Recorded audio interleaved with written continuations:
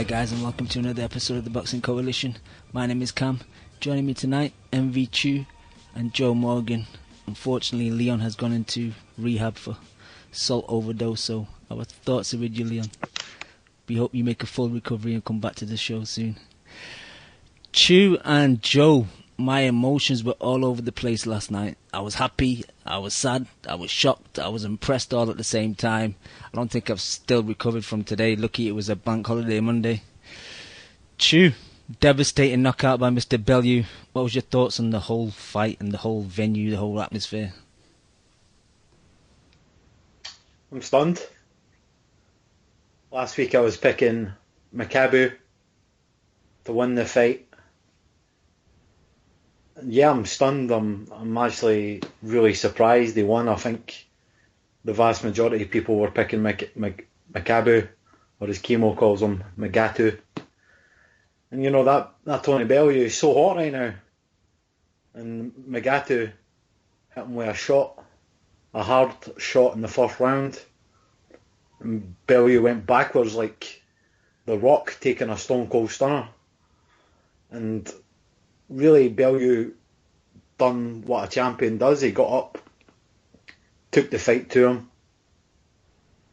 knocked him out third round, showing a great left hook, which Jim Watt, credit to Jim Watt, he said the left hook is the punch that works well against southpaws, and so it proved. You know, he put a lot of torque in it. Third round, he caught him a couple of times, then he got him hurt, and then he finished it like a champion. You know, Tony Bellew gets a lot of shit from everyone in the boxing world, but you know, last night he surprised everyone, and whether he's the best cruiserweight in the world, I don't know about that, but he's up there. Joe Morgan, your thoughts? Yeah, I mean, I've been on for a while, but you know, I was picking Makabu to absolutely obliterate Bellew. I mean, I watched the Matunu fight when it happened about a year ago. I know the stream only just went up on YouTube, so everyone got to see it again. And man, I think you just got to give him all the credit in the world, because I thought he was going to get absolutely obliterated. And then at the end of that first round, where he just gets caught with that left hand, you're just thinking, yeah, just a matter of time now. And it was such an obvious trap as well. It's like, oh come on, man, how did you fall for that trap? Yeah, I mean, you knew that Makabu, I mean, he's left hand heavy, isn't he? I mean, all the power just comes to his left hand. And then, yeah, I think it was a bit of a flash knockdown. You know, he gets straight back up. Kind of lucky that, you know, he goes straight to the end of the round, and then just comes back out quite cautious second round. And then, oh my god, the third round. Oh my god. It was an absolutely brutal left hook that finished him. Like, that was an absolutely sickening knockout. I mean, he was out before he hit the floor. Yeah, when that shot landed, he was out cold. He was just bent over and then just fell, and it was a stunning knockout. Because, yeah, I think Bellew's best punch is his left hook. And I think, you know, you were thinking, you know, how is he going to get this going? You know, being a southpaw, he's going to have to get his, you know, the straight right down the pipe working. But, you know, it was the left hook that got him. It kind of sort of was like a scuffing shot off the top of his head. And, you know, I thought if they start trading, there's only going to be one winner. I thought Makabu would have just iced him if they start going like toe to toe. And my thoughts was if Bellew's going to win, he's going to have to keep it long. But, you know, he just confounds all the boxing hardcores and absolutely just annihilates him. And then I thought the finish was unbelievable as well. To stay on him like that and to not let him out, and you know, and I think there is an art as well to finishing, because you know, it's so easy just to get caught as well when you're trying to finish it. But to be fair to him, you know, he had his chin tucked down, kept his shots nice and short, didn't smother any of his work, and just put him away, man. You got to give him all the credit in the world. I mean, Makubu for me, I thought he was, you know, a top 5 cruiserweight, and Bellew just absolutely destroyed him. That's the thing. I'm speechless. I was speechless from it, and I still can't really compute what actually happened. So, massive props to Tony. That's the thing. Looking back now, like no one can say, "Oh well, Makubu was a bum or he wasn't tested. It was like he beat a legit guy, and not only did he beat him, he for Tony's words, he iced him and he took him out, knocked him out cold. Impressive knockout. I was shocked. I did actually pick Tony in the predictions league. The reason being was, I think on Thursday night on Twitter, the Makabu Machunu fight started circulating, like the fight no one could get hold of. Yeah, I think some guy put it back up, and it just sort of convinced everyone even more that, Makabu was going to just walk through him, because that Machunu, he's a really good fighter as well. I mean, he's a top 15, top 10 cruiserweight. He's dangerous. The thing is, Joe, it had the opposite effect on me. It started to give me some doubts, because I saw a few holes in his game, but more the reason I chose Bellew was because I thought mentally Makubu doesn't seem that good, like especially against Machunu. He was losing his head a bit, like the low blows. He was getting a bit pissed off with the ref. I thought, and Tony's the type of guy to do that type of shit. So the way I saw the fight playing out was, I thought maybe it's gonna become a dirty fight, point deductions, possibly a disqualification. So I did pick Tony a split decision, but I'll be honest, I did want Makubu to win, just because I'm not a Tony fan, I'm really happy for him. He really impressed me, but I can't just forget about all the times he's talked shit and he's failed to deliver and he's called people out and some of his antics. I can't just forget all that just because of that impressive night last night. And I'm going to get into some of that stuff a bit later, just because Leon's not here, so I think I'm going to have to take the mantle of the salt over a bit and speak my mind a bit. But before I do that, I do need to give Tony massive props, man. What he did yesterday was awesome. I mean, you can't discredit Makabu as an opponent now that he's been wiped out by Bellew. No, I'm not. No, you just can't do it. That is, out of all the current British world champions, Fury aside, that's the most impressive win for a world title we've had since. Why? I disagree. I don't know how you can do that. I mean, everyone on Twitter was picking Makabu. Everyone had to just walk through Bellew. And the way he did it, he didn't sort of just, grind out a close points decision. He absolutely obliterated him. I agree, and I was also picking Makabu for the fact that Tony Bellew was the betting underdog. He deserves immense credit, but the best British win, I think people are reaching. How many people have actually seen a Makubu fight? I haven't seen it. But yeah, I was picking against Tony Bellew just based on peer pressure, based on everyone else saying that Makubu is a beast and so forth. I've never seen him fight. I'll face up. His previous fight that everyone was talking about was only available Thursday night, according to most people. I think unless you saw the fight live when it happened a year ago, you were going to struggle to form a decent opinion of Makabu. But yeah, and how many people seen that fight live? I mean, it'll be like one of these things where everyone says they've seen it, but they probably haven't. But the alarm bells were kind of ringing when I seen the weigh-ins and stuff. I mean, I thought Makubu would be a bit taller than what he was. He must be 5'9" or whatever. I think he is small, but I think Bellew is very large cruiserweight as well. He's like 6'4", isn't he? He's a tall guy. He's something like that, yeah. I mean, you've got to give Bellew credit. I mean, for what he was doing in the ring, it's like he was using his left hand as a kind of rangefinder. Not so much offensively, but defensively. Like, he wasn't letting Makubu come inside if he was coming inside. The end of the first round apart, when he got caught, he got caught with his feet square. But he's as soon as Makubu was starting to find his range, he kind of got out of the way. But then when he let his punches go, he let go with everything. When he had to defend, he defended. When he had to attack, he attacked with everything he had. And, credit to him again. You can't say this enough. I've always liked Tony Bellew talking, man. It's always his fighting style that I've never particularly enjoyed. But people saying that they don't like Bellew for what he says and shit. I love Bellew for what he says. Go back to the origins this podcast. I've always enjoyed, when he's getting in the face of Nathan Cleverly and calling him a fucking rat and stuff like that. That's what boxing needs. You need that kind of venom. And I thought Tony Bellew maybe lost that venom angry side to him when he got the Sky gig. I thought he kind of got domesticated, and he was becoming a wee bit boring outside the ring as well as inside the ring. But yeah, fucking Sunday night, it was like he was bog for. It was like he's got that fucking chat back.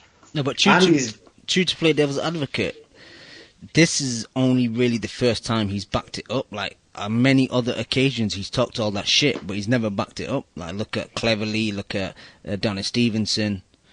So, I don't really take much validity in what you just said. Well, he beat Nathan Collins in the rematch, didn't he? And the first match with Nathan Collins, that was a close match. I mean, I think most people had Cleverly winning, but it was like a kind of 2 rounds in it kind of fight. So, you know what I mean? And I know in that fight, you know, Bellew was coming on strong, the first fight. Stevenson, yeah. I can't recall him saying much about Stevenson, but in terms of the fight itself, he failed to deliver. But you know, what do you want in a fighter? Do you want him to be nice? Do you want him to send the fucking boxer text messages and shit saying they'll be friends? I don't want that. I want them to be building the fight up, talking shit, getting the fucking juices flowing, getting the fans into it. That's what I want. I don't want guys who are going to sit in the fence. Say what you want about Tony Bellew. He doesn't sit in the fence. He fucking says what he feels. No, that's fair. That's fair. But I have said in the past that I do prefer the humble boxers, so we're always going to agree to disagree there. But I just think that fight, it was just a shot of adrenaline, because I didn't watch any of that Burns card, because I probably offended quite a lot of the hardcores on Twitter who seem to have massive, you know, they love Burns and all that. But I just thought that whole fight was a complete joke. 3-world world champion. That's just a load of rubbish. Everyone we'll get to that, buddy. We'll get to that. So I didn't watch any of that card, and I thought, you know, I'm only going to watch the Bellew fight because the undercard was terrible. And then you watch that and you just think, I mean, this is why you love boxing, because stuff like that can happen. And I didn't even really, I had no feelings on the matter when I watched the fight, but then before I watched the fight, and then you see Bellew coming out to the Everton tune at Goodison Park in front of his fans, and I don't know, I don't care who you are, even if you're the most like passionate Bellew hater, there's something special about that, and there's something that makes you sort of think, you know, this actually could be his night. And we're getting into like hyperbole here, and you know, there's something about the intangibles that, you know, you were discounting before. Oh, he's fighting Goodison Park. You know, he was saying to himself, you know, I'll die to win in the ring. And you were thinking, well, you know, he's just talking shit before the fight. The better man will win. Makabu's got better skills, etc., etc. But it just shows you in sport, you know, anything can happen. And sometimes when a guy's fighting at his home patch in front of all his fans, fulfilling his dream, they just go to the next level, and you can't even factor that in. So for me, it just sort of was a big shot of adrenaline in the arm of boxing, man. That's why you watch the fights, just to see moments like that. And I'm not a Matchroom fanboy, you know, I've given Hearn loads of stick on Twitter and all that. Check my Twitter feed, I've had some mental back and forth with him. But I just thought it was an unbelievable night. Just those 3 rounds just made me realise, you know, this is why we follow the sport. I've never understood why people take what Tony Bellew says so seriously. You know, I could always, you know, a smart person can tell, like, when he goes on his rants, like, who beat Isaac Chilemba? You know, that rant that, you know, other podcasts keep referencing. I never took that seriously. Why would you? I heard say on the Next Big Pod that when he did his interview, he said he cringed at some of the stuff that he used to say. And I think it's good of him just to say that, because we all knew that you weren't really being serious. He sort of come out and said, look, you know, I was just saying that to hype fights and all that. And I think if you're half intelligent and you sort of realise, you know, why the fuck would you take that seriously? Seriously, like, why would you take that as it is? You know, he's a boxer trying to sell a fight. You know, he's not got the best style in the world. You know, last night aside, you know, he's got to put eyes on him. So what's the best way he does that? With his mouth. He can talk. You know, I saw the IFL coverage immediately as he was going down the tunnel after he won the belt. Every single guy he was going down the tunnel with in the changing room wanted a selfie.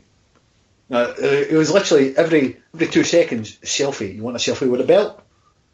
You know, he was fucking smiling and shit the whole time. The guy's humble. The guy is humble. No, wait. Chew, I see your point, but again, for example, what he did yesterday was epic, and then he has that post-fight interview.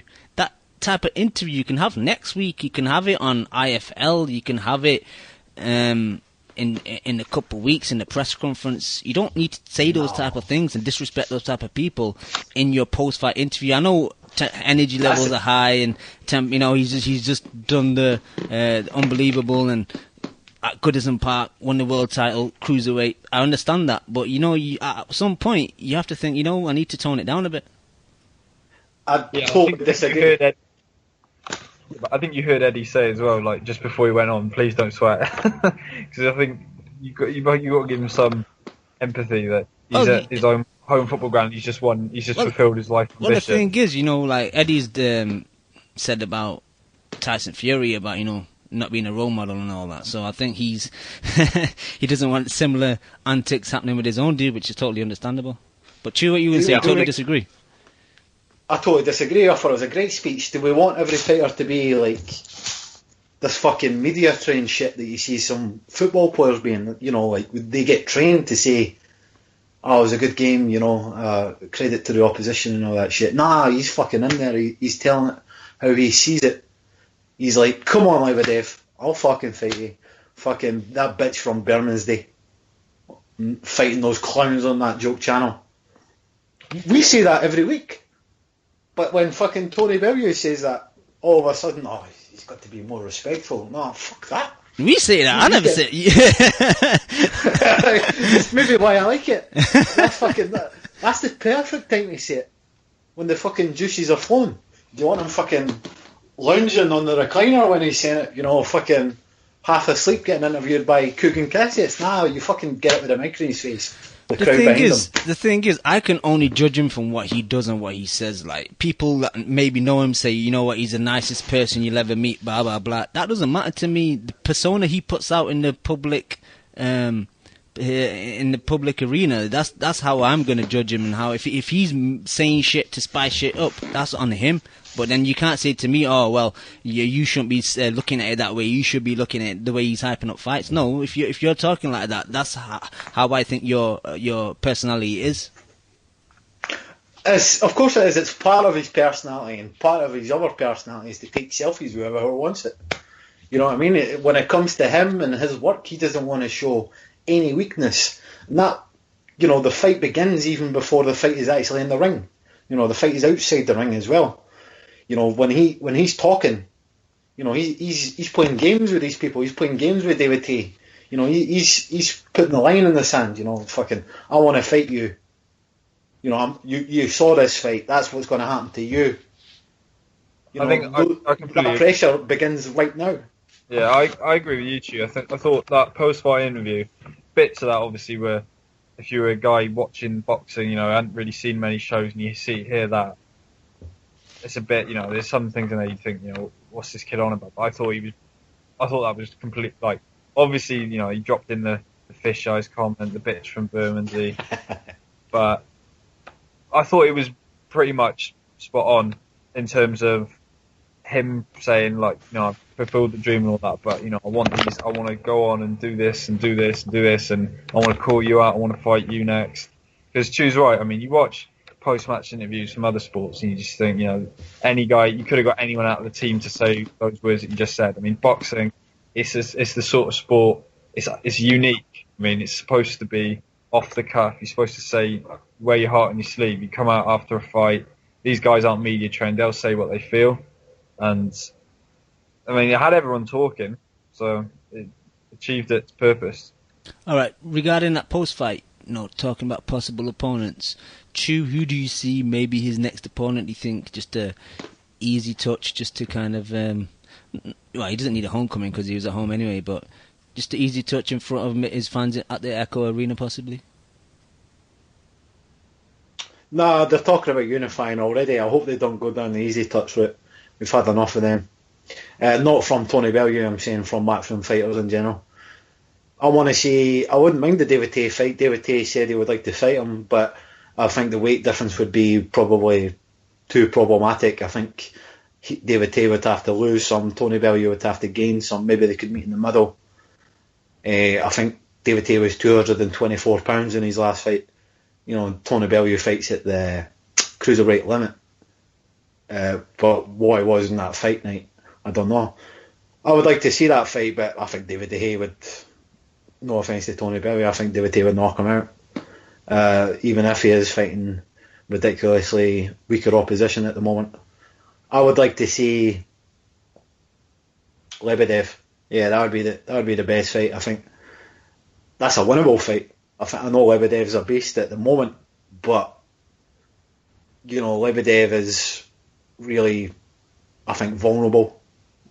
You know, he's been beat before, he can be beat. You know, and Bellew's got momentum. I'm not saying Bellew would win, but it's a fight I would like to see. Whether Lebedev would come to the UK, I don't know. But you know, let's unify. I think the Hay fight is really over optimistic, and Hay's response today is just pure Hay's ego wanting to be involved in anything successful in British boxing. For me, I think there's zero chance of that fight happening. Hay hasn't made cruiserweight in nearly over half a decade. I mean, he's not going to come back for the Bellew fight when he's got guys like the Joshua Fury up at heavyweight, and he's not going to just do the dramatic weight cut to make cruiserweight again just for Bellew. I think for me, cruiserweight's it's a stacked division. I mean, you go through the top 20 on BoxRec, and I know BoxRec's obviously it doesn't give the most accurate list, but some of the fighters in that top 20, there's some real tough fights in there. I mean, even that Russian hammer, that Kudryashov, he's outside the top 20. So you got really good guys in that division. I mean, I don't think he'd fight the Usyk. I can see him maybe fighting Drozd. He's old. He's coming off a big injury. He could be there for the taking.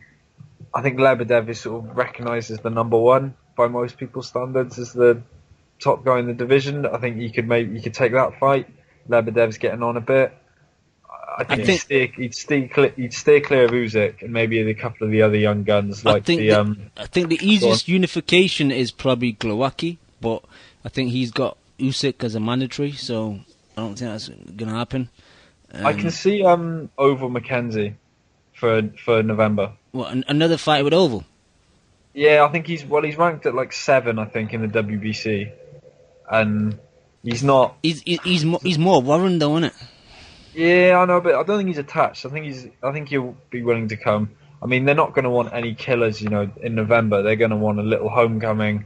They're going to want a nice little softish sort of defence, and then get him back up for another. He might go back to Goodison then in the summer for the Lebedev fight. Either of you guys think that he might? I doubt it will happen, but it just came to my mind just because it'll sell tickets. The Cleverly 3, the rubber match. No way. Cleverly's staying at light heavyweight, and I think he's got his fights in America lined up. There's plenty of light heavyweights in America on Heyman's side for him to fight. And True, just going back to Lebedev, I think Lebedev's a tough fight for Bellew, man. I think it is, but I think for Bellew's got to take these fights. There's no other there's no domestic fights there. There's no big American cruiserweight that he can get. He can go over to the States for that's like well known. I mean, they're all Eastern Europeans and Europe and other Europeans, aren't they? I mean, it's a European division. It is, man. It is, and there's no one there with the big names. I mean, Lebedev's probably the biggest name that he could fight. I mean, not many people know. I think Steve Cunningham's going to be getting a call soon for November. Yeah, that's a shout. Maybe Marco Huck as well. They could bring him over. I think that'd be quite an interesting fight. Like old kind of short names aside, I think the champions are easier fights for Bellew than some of the rising contenders. That's a great shout, yeah. And the risk reward, I'd rather face a Lebedev than a Usyk. Usyk. Who's the guy that was in his dressing room? Was it that Maris Bradis? The guy that beat Girodola last time? Yeah, he beat Girodola about 2 weeks ago. I think WBC is a bit complicated at the moment because obviously Droz was champion recess, so Makubu and Bellew fought for his belt, but he's supposed to be getting the shot. But some people say he might be retiring, and Bradis is mandatory to Bellew, so it's pretty up in the air at the moment. I'm hearing a lot of things. You got Limbs boy Bivol as well knocking about there. He's light heavyweight though. Oh, is he? Oh shit, my bad. But no, there's some real tough guys in that cruiserweight division. I think you'll get a soft touch. You'll get a softish touch. A Steve Cunningham is a good shout for November. Even like a Fiat Aslan. I know I've seen him. I think he's fighting this weekend. So even though he's old, I think Hearn would probably bring him over as well. Yeah, I can't see him going in against any of the top guys unless he gets fielded. Afalobi maybe. Yeah. Something like that. But yeah, just to go back to what Joe said earlier, Joe, you thought I forgot, didn't you? You said David Tay. You know, you said David Tay, typical David Tay trying to steal his spotlight. Yeah. You know, Tony Bellew called him out. He called him the Bermondsey Day bitch. I mean, what would you do? Yeah, and I think Hayes obviously got a right to respond, but I can't see that fight happening. I mean, can you really? I think Hayes done with cruiserweight. I think he's too far embedded in the heavyweights now. I think for money, I think they could do some type of catchweight. Yeah, but I just think he's begging for that Joshua fight. I mean, the Joshua fight makes, I don't know the figures obviously, but I imagine it would make significantly more than a Bellew fight at cruiserweight, and he's going to have to cut the weight to go to cruiserweight. The difference being that David Tay would probably beat Tony Bellew. Whereas if he fought Joshua, I think Joshua would knock him out. So it's like you get a lot of money for fighting Joshua, but after that your career's on the slippery slope downwards. Whereas if you beat Bellew, you know, your career's on a kind of upwards path, although it's not like you're getting a helicopter up to Everest, as Dan Lynn would say. You know, it is what it is. It's clearly a fight that Bellew wants. Bellew wants the money fights at this age, 33. I hope he gets it. You know, he's a guy who's took a lot of shit, so he deserves some monetary respect. I can see him, going the Darren Barker sort of route. This being the pinnacle, and then it's just downhill from here. Because I think when you build up a world title like he has his entire career, and then you win it at Goodison Park in that fashion, I don't know. I can't see him, even though he's pulled up that elite win. I don't know if he'd be favourite against another top 10 cruiserweight. What was your thoughts about him instantly saying that I'm not fighting Lebedev in Russia, you've got to come over here? Lebedev's got a billionaire promoter behind him. If he offers you silly money, you're going to Russia, mate. Yeah, 100%. I mean, Hearn says he's the money fight in the division, and that's not true to an extent, but he's probably, you're going to make more money fighting a Bellew than you are going to be fighting a Bradis or a Usyk or do you know what I mean? He's backed by Sky, got a decent following in Liverpool. I mean, he drew nearly 20,000 on 3 weeks' notice, which is pretty good. That's one of the top ticket sellers in the country. So unless he's going to go over to America, I think for a cruiserweight, Bellew's quite an attractive option. Yeah, I just wanted to also say one thing you can say about Tony Bellew: he's definitely not on steroids. And no way. That is I'm kind of half joking when I say that. Is Lebedev on steroids? You never know with these Russian fighters fighting in Russia. It seems like every second day you're seeing another one getting caught. And if Tony Bellew was to go to Russia, I think he would have to be very careful about, spiked drinks and all that shit. No, you just take your own food, man. You don't eat anything that they offer you. That was funny. I was watching a Tyson Fury video, I think when he was in Germany doing a press conference, and he was just munching away on the buffet, and I was thinking, bro, man, don't eat any of that food that they're offering you. Maybe he can go skipping a couple moves, so maybe it'll be best for him, but it's in the day of age where you're seeing boxers with ripped six-packs and biceps like bowling balls, Tony Bellew is just like you or me. He's just like the average Joe. and it's quite refreshing. Yeah, that's the label for that entire fight. It was just refreshing to see. A really competitive fight. I hope Leon's listening to this somewhere. There was someone that put a great tweet out the other day, and I want to give him a mention. It was Matt. It's Matt at Boxing Addict 80, and he put a tweet out. He said, "Look, he's the guy with Klopp in his profile photo, isn't he?" Yeah. He said something like, "Boxers are fat and out of shape. We call them bums, and when they're ripped, we say that they're on drugs." It's like we're never happy, are we?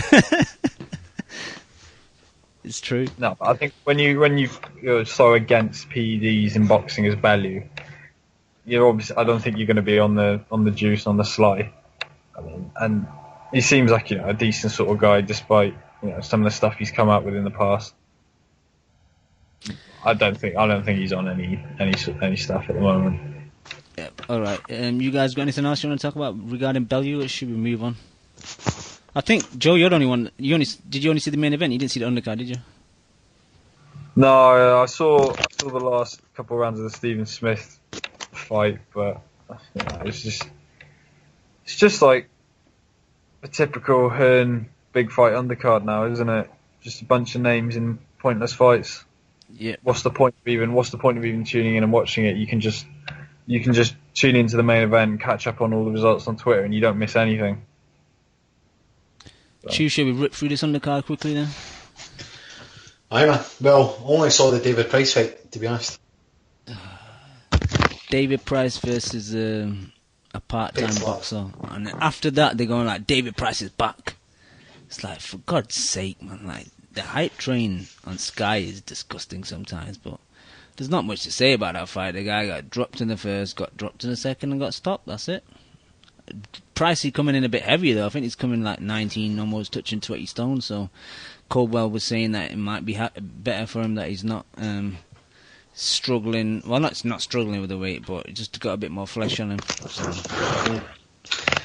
Yeah, so some of the gems the commentators were coming out with in this fight was just, I'm sure there's been other fucking boxing media making jokes out of this, but a security guard that David Price was fighting.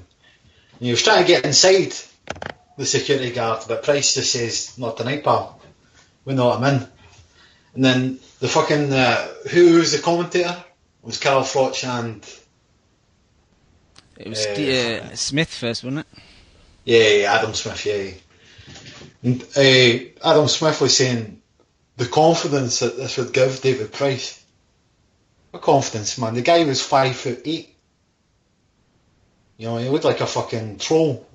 One of those Lord of the Ring fucking creatures. I don't know. Even like when he came out, I put a tweet out saying he looks soulless, man. Like I know, like those that knockout to Tapper, and then Tapper got popped for PEDs and stuff, but he just looks soulless, and he doesn't look like he's got much confidence.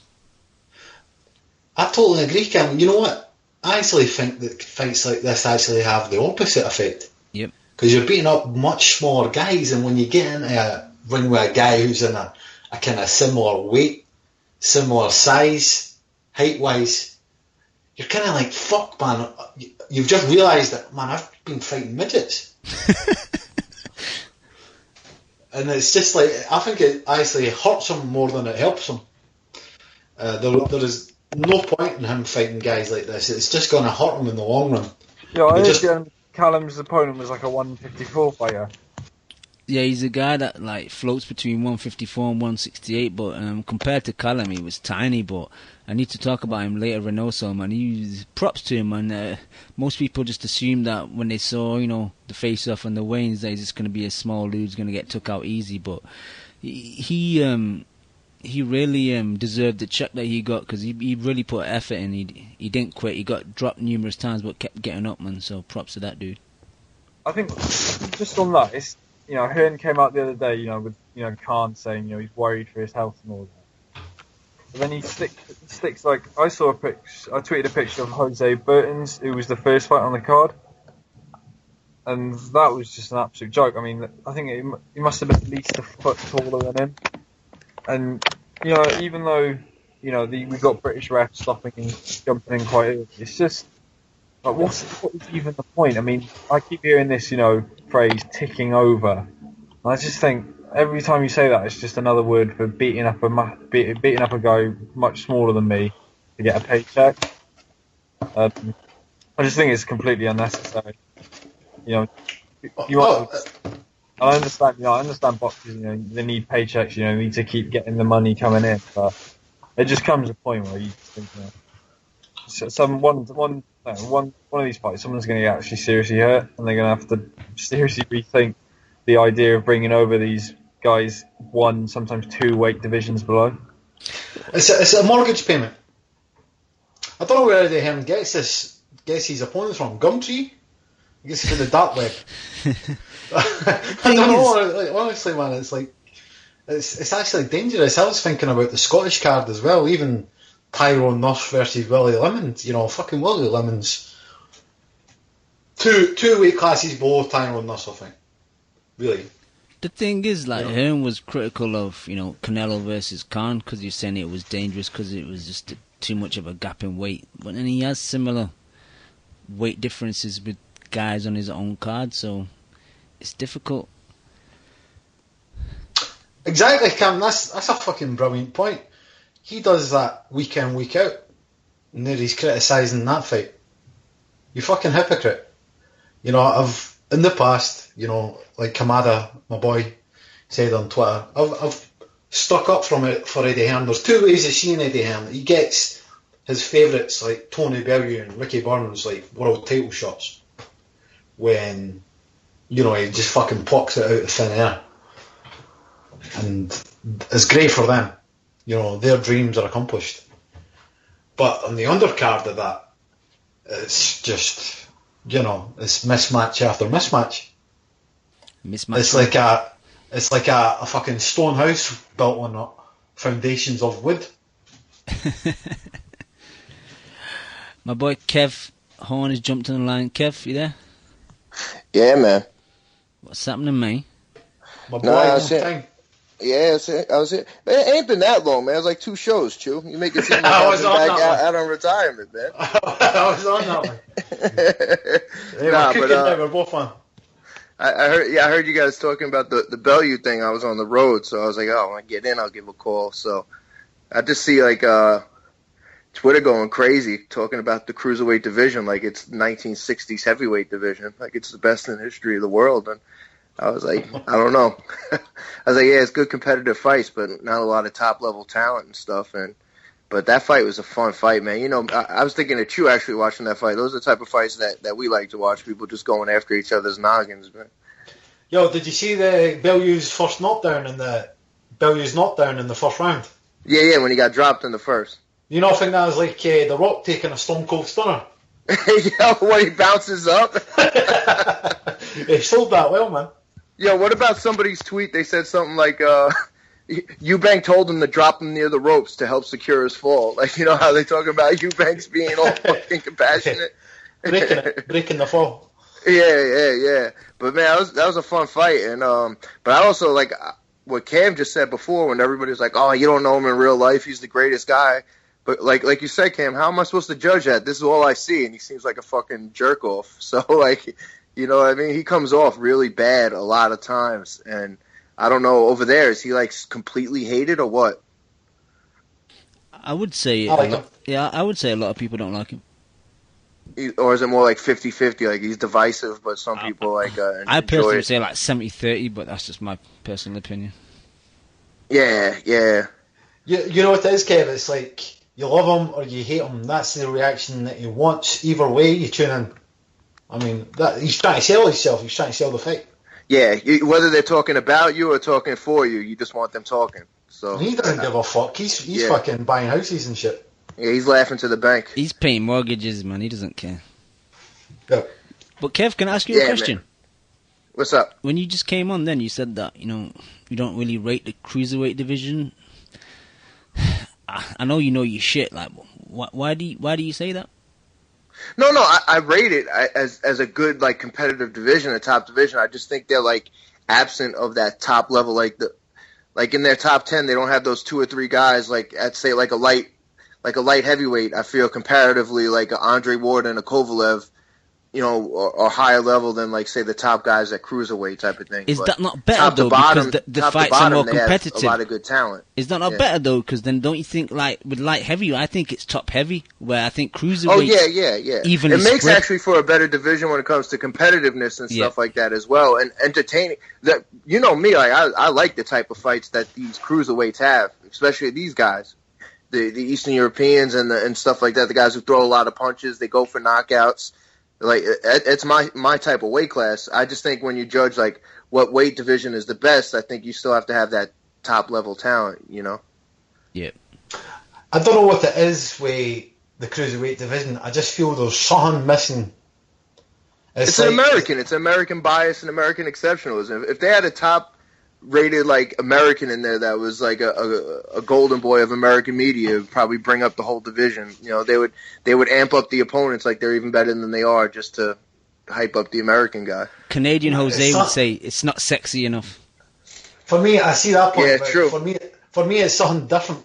It's like I'm watching kickboxing or something, or like gory kickboxing or some other kind of like second rate kind of thing. I'm not saying it's second rate by any means. These guys are big, these guys are skilled, but for me, it's just not got that mystique that the heavyweights have. I keep thinking like, oh, he's a good cruiserweight. He should move up to heavyweight. That's what it is. It's like a stomping ground. Even like in the past when people like Michael Moore, they like bypass the cruiserweight division, go up from light heavyweight to heavyweight. Michael Spinks, like it's kind of like a weighing station. They stop over there just on the stop by. It's not really a settle place for like historical greats. Yeah, it's like if I'm watching like a Bellator or MMA fight and he's doing well, the guy's doing well, I'm like, oh, he'll do well in the UFC. You know what I mean? It's just like I don't respect the division enough for me to get the pom poms out. I just can't help it. I don't know what it is. It's never going to change. Yeah, for us over here, like if we want to watch the live fights, they're at 3 in the afternoon for guys like on the West Coast, or 5 in the afternoon East Coast. So it has a completely different feel. It has kind of like that Saturday day ESPN Friday Night Fights feel, as opposed to like a big time HBO fight feel. Meanwhile, their crowds are huge and they're passionate. Like, what'd you say? You had like 20,000 people for that Bellew fight? That's what Joe Morgan said. I never heard any figures for the gate. So those are Joe Morgan sources? Yeah, they're the Welsh sources. I was about to say, he sells 20,000 and he did that in the US. He would be, touted as a superstar. That's true. That's crazy numbers, but I still think that if that's the biggest name in the cruiserweight division, no disrespect from Tony Bellew, it just kind of shows you where it's at, because he's not been a cruiserweight for that long. Yeah. And now he's the name. And he's not exactly like a Kevin Nash. He's not a genetic marvel. You know what I mean? He's a guy who looks like he probably he ate his way out of the light heavyweight division, as opposed to being like he just doesn't look like a world class athlete. But a lot of boxers don't, I guess, in certain cases, because it's such a technical sport. But when he came to New York and he was sparring light heavyweights, he was a big dude. You could tell there was like a size difference between a lot of people that he was sparring and stuff like that.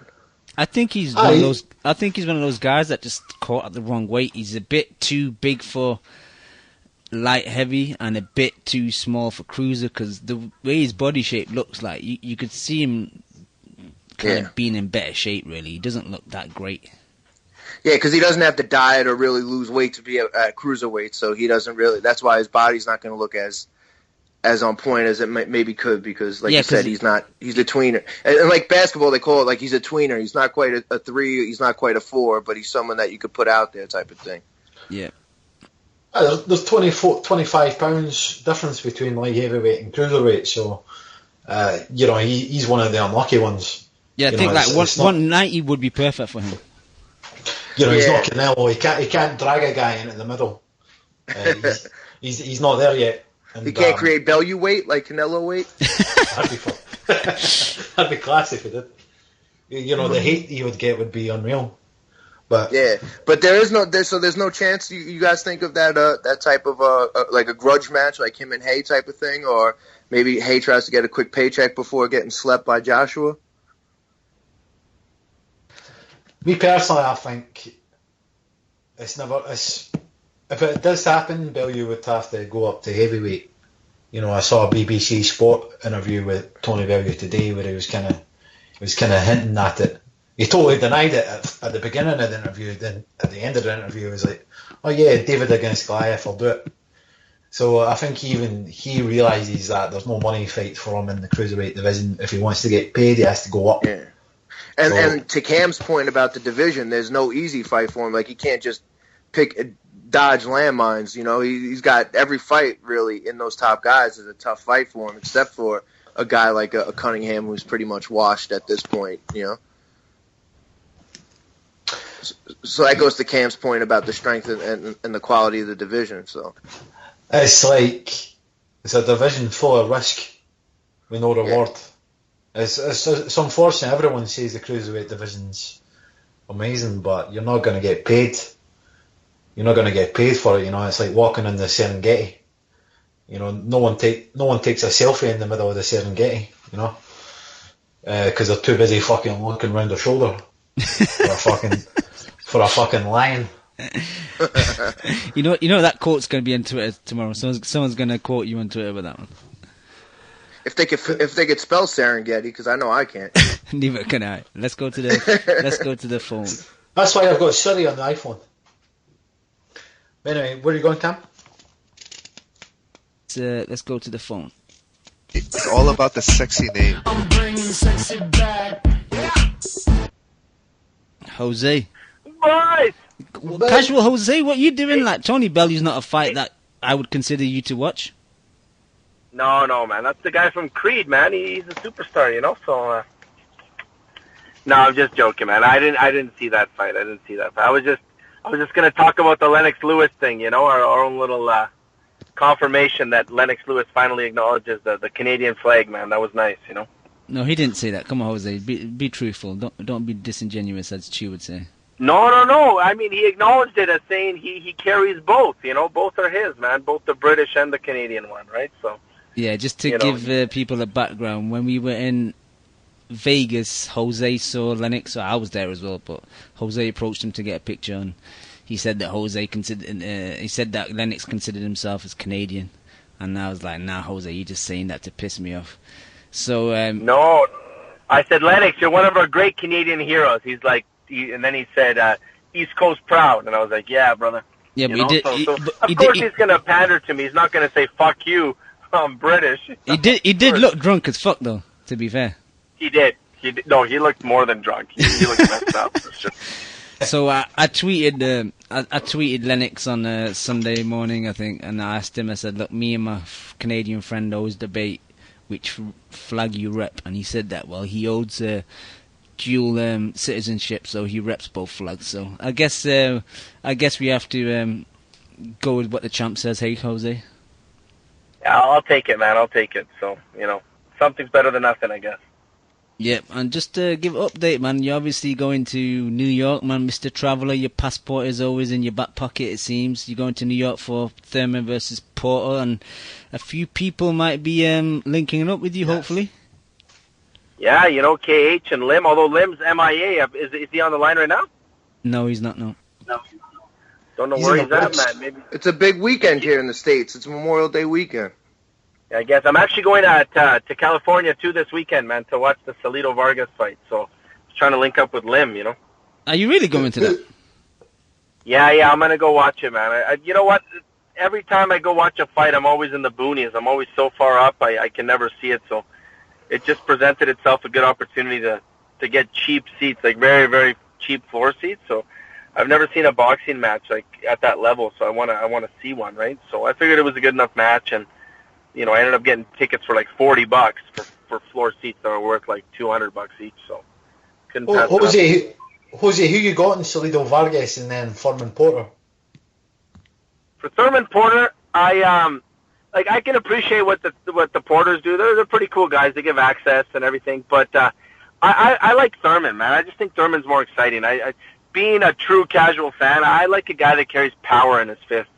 So I mean, I just can't deny that, man. I'm pulling for Thurman. I just think long term it'd be more exciting to watch Thurman in big matchups than watching Porter, who's just like, you know, he fights like a linebacker, right? Not so much like a boxer. Plus, so. you were like willing to give your wife away to Thurman as well, so.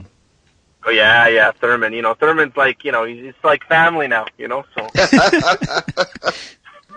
Yeah, he does got a point though, because I'd rather see like Thurman Brook or Thurman Spence as opposed to Porter Brook or Part 2 or Porter Spence or something like that. Yeah, because Thurman's always got the equalizer. You know, it's so fun to watch a fighter who, worst case scenario, could just fall back on a big punch. You know, I know it might not be, you know, what the purists like or the boxing hipsters of the world, you know, would like, but I mean, at the end of the day, I like knowing a guy's always in it right to the very end, right? So.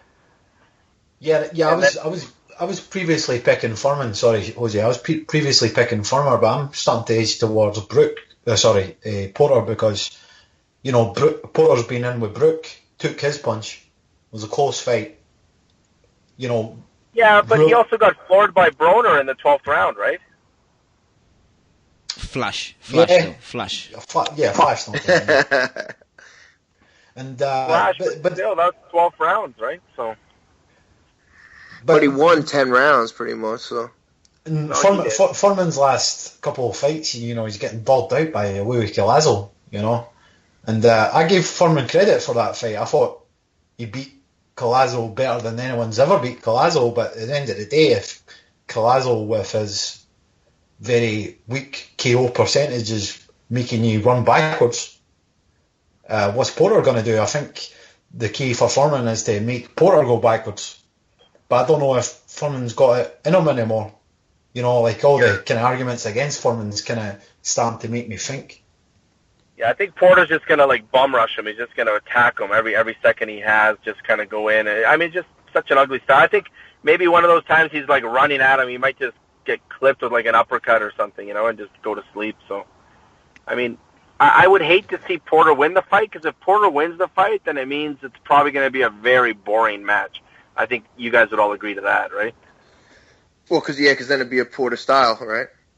Yeah, like mauling, a lot of holding, pushing back. Yeah. Except when he fucking flattened Paulie Malignaggi. That was a fucking entertaining fight. There wasn't much clinching in that fight. Yeah, but you guys can ask Cam what Paulie's up to now. We saw Paulie; he looked like a pizza delivery man. Living up to his Italian roots. Yeah, jeez, man, he's you know, he's not looking that good. Sorry, just in he's actually been training. He looked fat, didn't he, Cam? Right? Yeah, he did. He did look fat. Just started training again, getting his weight down. See, Malignaggi said something that I didn't agree with. We didn't talk about in the podcast. He said that whoever had Amir Khan winning that fight against Canelo, whoever didn't have Khan winning the fight up until the knockout doesn't know what they're talking about. And I strongly disagree with that. I had Canelo winning that comfortably. Same. Yeah. So, and that's what Cam had. But obviously he's right, though, because I had Khan winning, so obviously we know I'm the only one who knows what they're talking about. I mean, Paulie said it. He's the number one guy in broadcasting right now, so. I just don't know why he needs to. Like, whenever he gives interviews like that and his opinion, he's always like, fuck you if you don't agree with my opinion.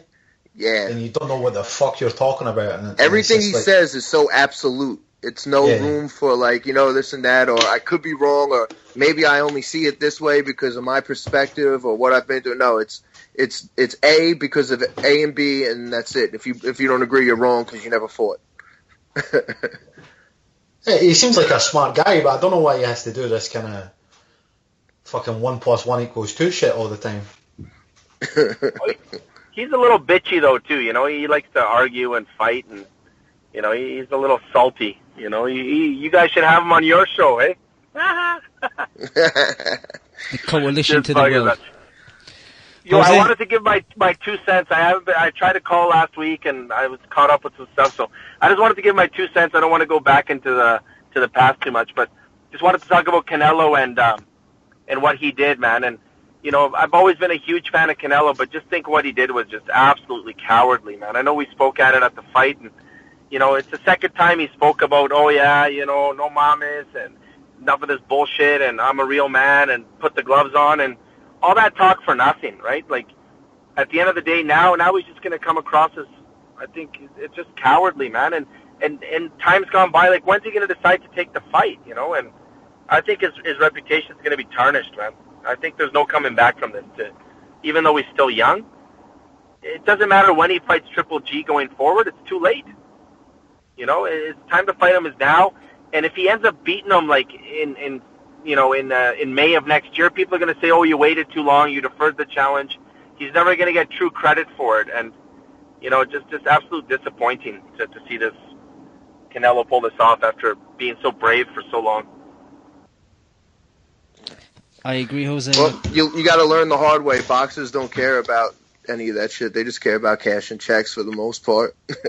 Like, if he doesn't get as much credit for the win, I don't think that's going to bother him as much as while he's cashing checks. It just seems that's the way boxing's just, it's what they say. It used to be boxer businessmen, now it's businessmen boxer. And, professional pride and all that stuff really just takes a back seat to the business, really.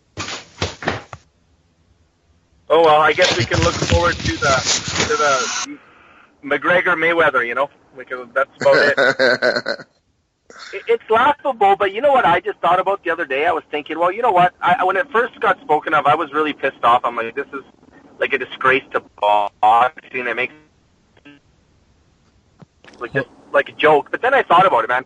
Wouldn't it be kind of cool if all the boxing fans just kind of, just went around Floyd and we all backed him, and it was just boxing versus UFC, and maybe it would be a chance for us to all kind of join our forces together, and maybe kind of give boxing a reset and kind of get us all on the same page? Or is that just too lollygag? And am I just out in the clouds? What do you guys think? Nah, that's a good point. It's a good point. When James Toney fought in the MMA fight, Joe Rogan and all that stuff was like, well, this is the proof that a boxer can never compete in an MMA fight. Okay, so now the fucking tables are turned. Let's see if an MMA guy in his prime, not a fucking shot-to-fuck boxer like James Toney, can compete. Of course, we all know what's going to happen. Floyd's going to school him, but it would be just cool in that perspective. Okay, so the toe is on the other shoe. But I don't think the other side, I don't think MMA fans have illusions of their guys beating world-class boxers in boxing. It's sensitive boxing fans that think, they did a great job of making Tony look bad too with the subtitles, and when he bent over, he had the plumber's crack and shit they kept showing him being fat as fuck, so they just embarrassed him. Took the piss.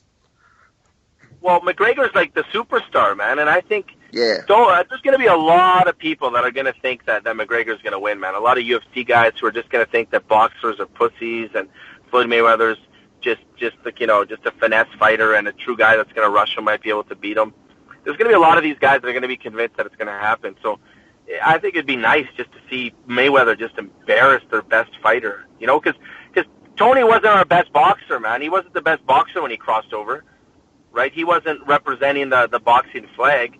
He just went over as a boxer. So they're bringing over their best A1 blue chip fighter. So that's a different story for their blue chipper to get, in the ring with our blue chipper and just get exposed, Jose, I'm going to have to let you go because I've got someone else on the line. All right, boys. Peace. All right, Jose, thank you for calling. Peace. Just trying to get him back on now. I think he's cut off just as I said that. While we're waiting, Kev, anything else you want to touch on upon Tony Bellew? Nah, that's it. I mean, I don't mind the guy because I had a little personal experience with him, but I could see why everybody would be rubbed the wrong way from the guy. Yeah.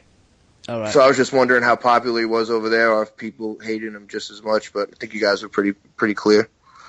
Yeah. All right. I think he's out of rehab very quickly, or he snuck a phone in there with him. Salt Rehab. Leon. Hello. Yeah, he won. That was a horrendous weekend, but it was a good win, wasn't it? You got to give it to him. It was very impressive. Amazing KO. Yeah, but it's not going to change anything. I'm not going to sell myself down the alley and jump on the hype train like numerous people have been over this weekend. I still don't like the cunt, but it's a great win. So, I'm not ducking it, that's for sure. Some little retard came at me on Twitter. It wasn't a duck. I was spending some time with my wife, and Tony had depressed me fully over the weekend, but it's a great win. But, that interview at the end was a fucking joke and a farce. No. Why was that a joke? Do you think he's the best cruiserweight in the world? He's got the best belt. Oh, fuck off. You lot shit on belts all the time. You can't now use a belt to prove your argument one way. It's like, you don't hold any weight in belts. He's got one very good win at that weight. I mean, the way he talks about Dennis Lebedev is a fucking disgrace. He's always shitting on him. And if he fights Hay, I don't care. But to say Lebedev's got such a strong resume at that weight, to go around saying you're the best in the world with one great win is a nonsense. I think he's the money fight in the division, and he calls the shots. I don't care. I just think saying you're the best in the world from one win for a vacant belt, it doesn't make you the best in the world. It was a fantastic win. This is my problem with matchroom fighters. Why can't I just be fucking happy with a win? They've always got to go too far, and Eddie Hearn's always got to go too far. Take your one good victory, fucking enjoy it. Don't have to start talking a load of nonsense at the end of the fight. I don't care. I don't like the guy. I'm being salty. Fuck him. I don't give a shit, man. I'm going to own my hate. I've always been like this about him, so I'm not going to fucking change my mind now. To be honest, I was saying the same shit earlier, so we're on the same side. You know what I mean? It's like, fuck it. The guy's a moron, and I'm happy to say that. He's got one good win, but, yes, he depressed the fuck out of me. Me and Kimo wanted to kill ourselves on last night, but, shit happens. Can you not understand why you would, with the adrenaline pumping, why you would say the things you said at the end of the fight? Don't talk about adrenaline pumping. This man sits in front of interviews weekly talking the same bullshit where there's no adrenaline pumping. The guy is who he is. And all these people now on Twitter going around going, no, I actually always liked him. Bullshit. Fucking own it, man. I disagree. I mean, I don't know what boxing fans want. I don't know what you want. I don't like him. I don't like him. I know you don't, but what do you want him to say? I'm shit. I'm shit. No, I'm going I to want lose to this say, fight. No, Chew, you don't.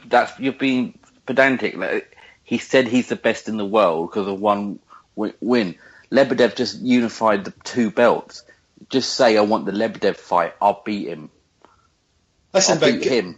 He's the man in that division. You can't just say I'm the man now because of one win. He should be. What we want him to be is to go after the other guy, not talk a load of bullshit. Just say, I'll knock you out, I'll take your belt. Does he not have an argument that he's the best in that division? No. Why not? He's got one of the belts. He's got one credible win at that weight, mate. And it's a fantastic win. It's a fantastic win. Masternak's a good one. Really, Chew, are you going to do this? I'm not. I'm gone, man. Honestly, I'll I'm fucking not go, trolling man. you. It's embarrassing, man. It's fucking... Nah. I'm not trolling you, mate. This is the you're truth. Fucking bullshit, man. Total bullshit. Let's have it right. WBC belt. Okay, all right. Let's hear from someone else. Who else thinks that he's the best in the world in that I'm not division? saying that, by the way. No. Well, you're defending his point. Does anyone else on this line believe he's the best cruiserweight in the world? Nah, for me it's Lebedev, my southpaw brethren. And why is that? Because he's got better wins at the weight. He's been at the weight longer, and he's unified champ, even though belts don't mean shit. Unified champ. Go after him. I don't have any problem with him calling him out.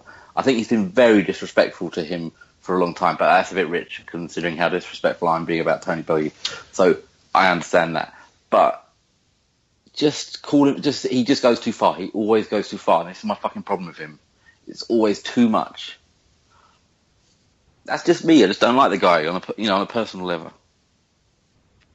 Leon, who do you think he'll seriously fight next? Do you think people are saying that this was a vacant, so he's got the mandatory? If somehow they maybe slide the mandatory, do you think it'll be easy touch, or do you think either way, is it Bradis or Droz if he doesn't retire or whatever?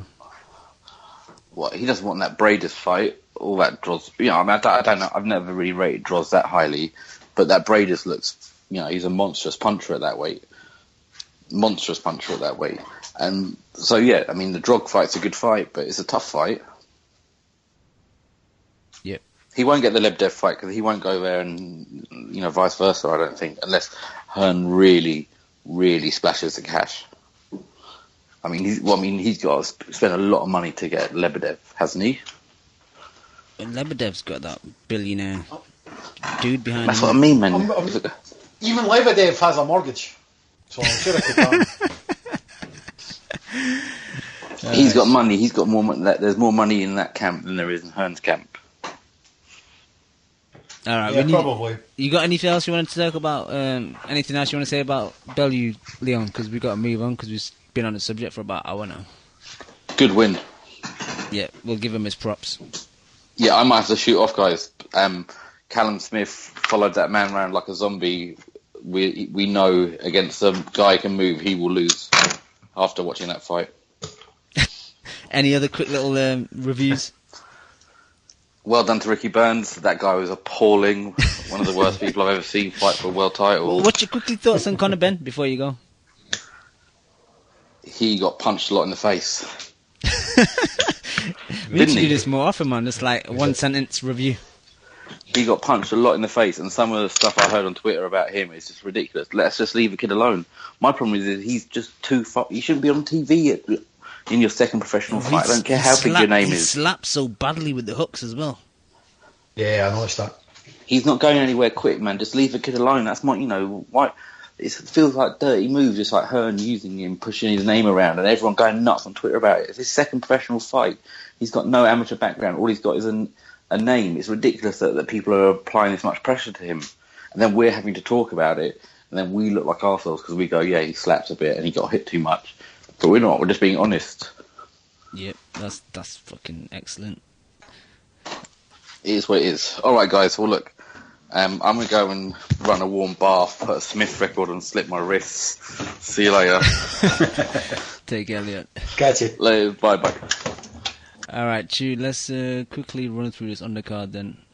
I know you only saw the Price fight, and we kind of discussed that already, so next one I'll quickly go through was Sean Dodd and De Silva. Was pretty boring fight for me to watch. I like Masha Dodd.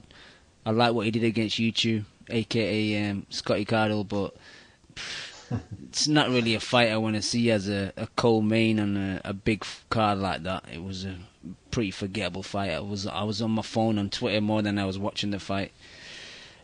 Coffee Yates versus Tom Farrell, a competitive fight, and like Twitter enjoyed it. I just thought it was average. I think people were just surprised to see a competitive fight on a matchroom card, so people were enjoying that, which I kind of understand. Stephen Smith versus my Argentinian boy, Mao's cousin, Daniel Brizuela. Brizuela, I like him, man. After that Tommy Coyle fight, I enjoyed that fight.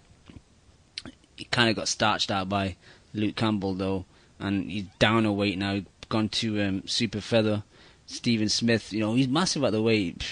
I don't know how he makes 130 sometimes. He's got a very wide frame, but he was just breaking Brizuela down easily to the body, and just finally stopped. And like Brizuela, he gave it effort for a good couple of rounds, but when those body shots started having an effect, man, it was all over. Callum Smith, we talked about earlier against Reneso, criticised Reneso just from some of the shots we saw early on in the press conferences. He just looked like a tiny guy compared to Smith, but obviously Smith is like 6'4", so most people are going to look small against him. But he put an effort in, man. Props to Reneso. He was trying. Smith, man, I thought in a way like Leon was right. Reneso didn't make Smith look a bit bad because it is a kind of tick-over fight. It's a fight that we don't really need to have, but they probably just thought, well, we put the Smith brothers on the card, they'll sell a bit more seats, they're all from Liverpool. It's that kind of typical Eddie Hearn mentality / tactic that he uses with them to sell fights and sell tickets.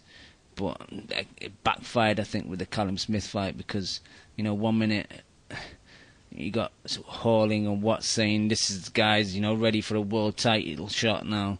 He's looking at Badu Jack or De Gale if they unify. He's looking to get the winner. And then at the end of the fight against Rene, so they're saying, well, he's still a work in progress. Well, which is it then? Is he the finished article? Is he a work in progress?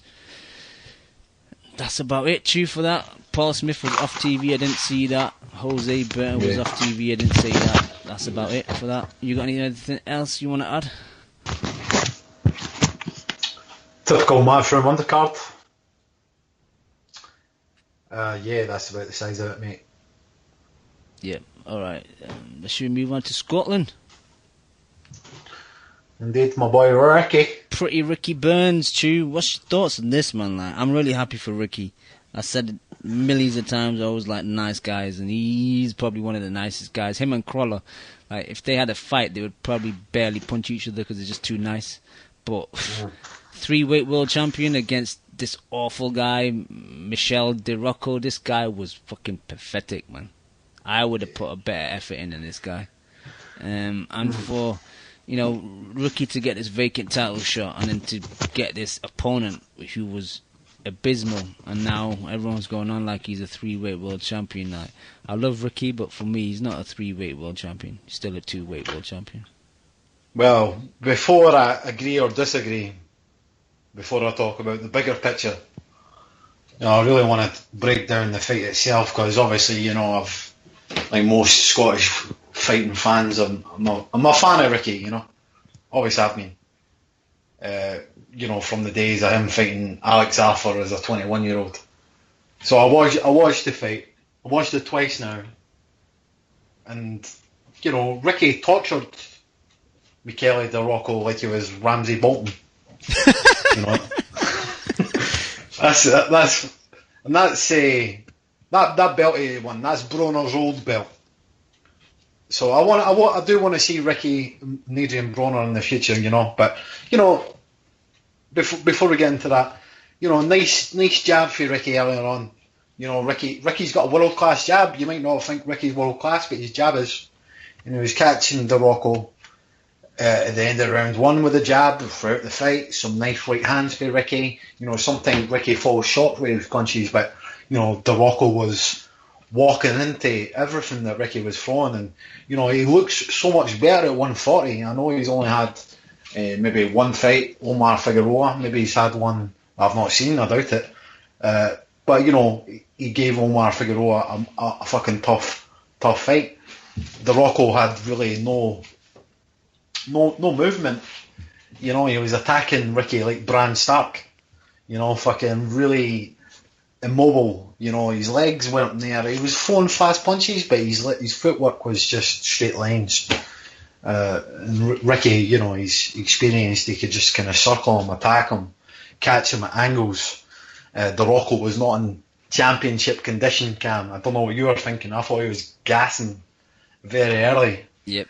You're expecting maybe not a great skill set from DiRocco, but maybe you were expecting stamina, toughness, and at one point at the end of the 6th round, Nick Collins says, "And Burns hits hard." Like, everyone knows that Burns hits hard, but Burns does not hit hard. I like Ricky, but he doesn't have a knockout punch. He never has. But like to the casual Holland saying that as if it's a fact that Ricky Burns hits hard, he doesn't. He was just making it look hard because his opponent was so shit. And Ricky kept it blues clues for a Nickelodeon opponent. He knocked them down at the end of the 3rd. They kept it simple. The 1-2 was working, and then at the end of the fight, he was starting to incorporate uppercuts, body shots, a whole lot. He fucking threw the fucking boxing dictionary at the cunt.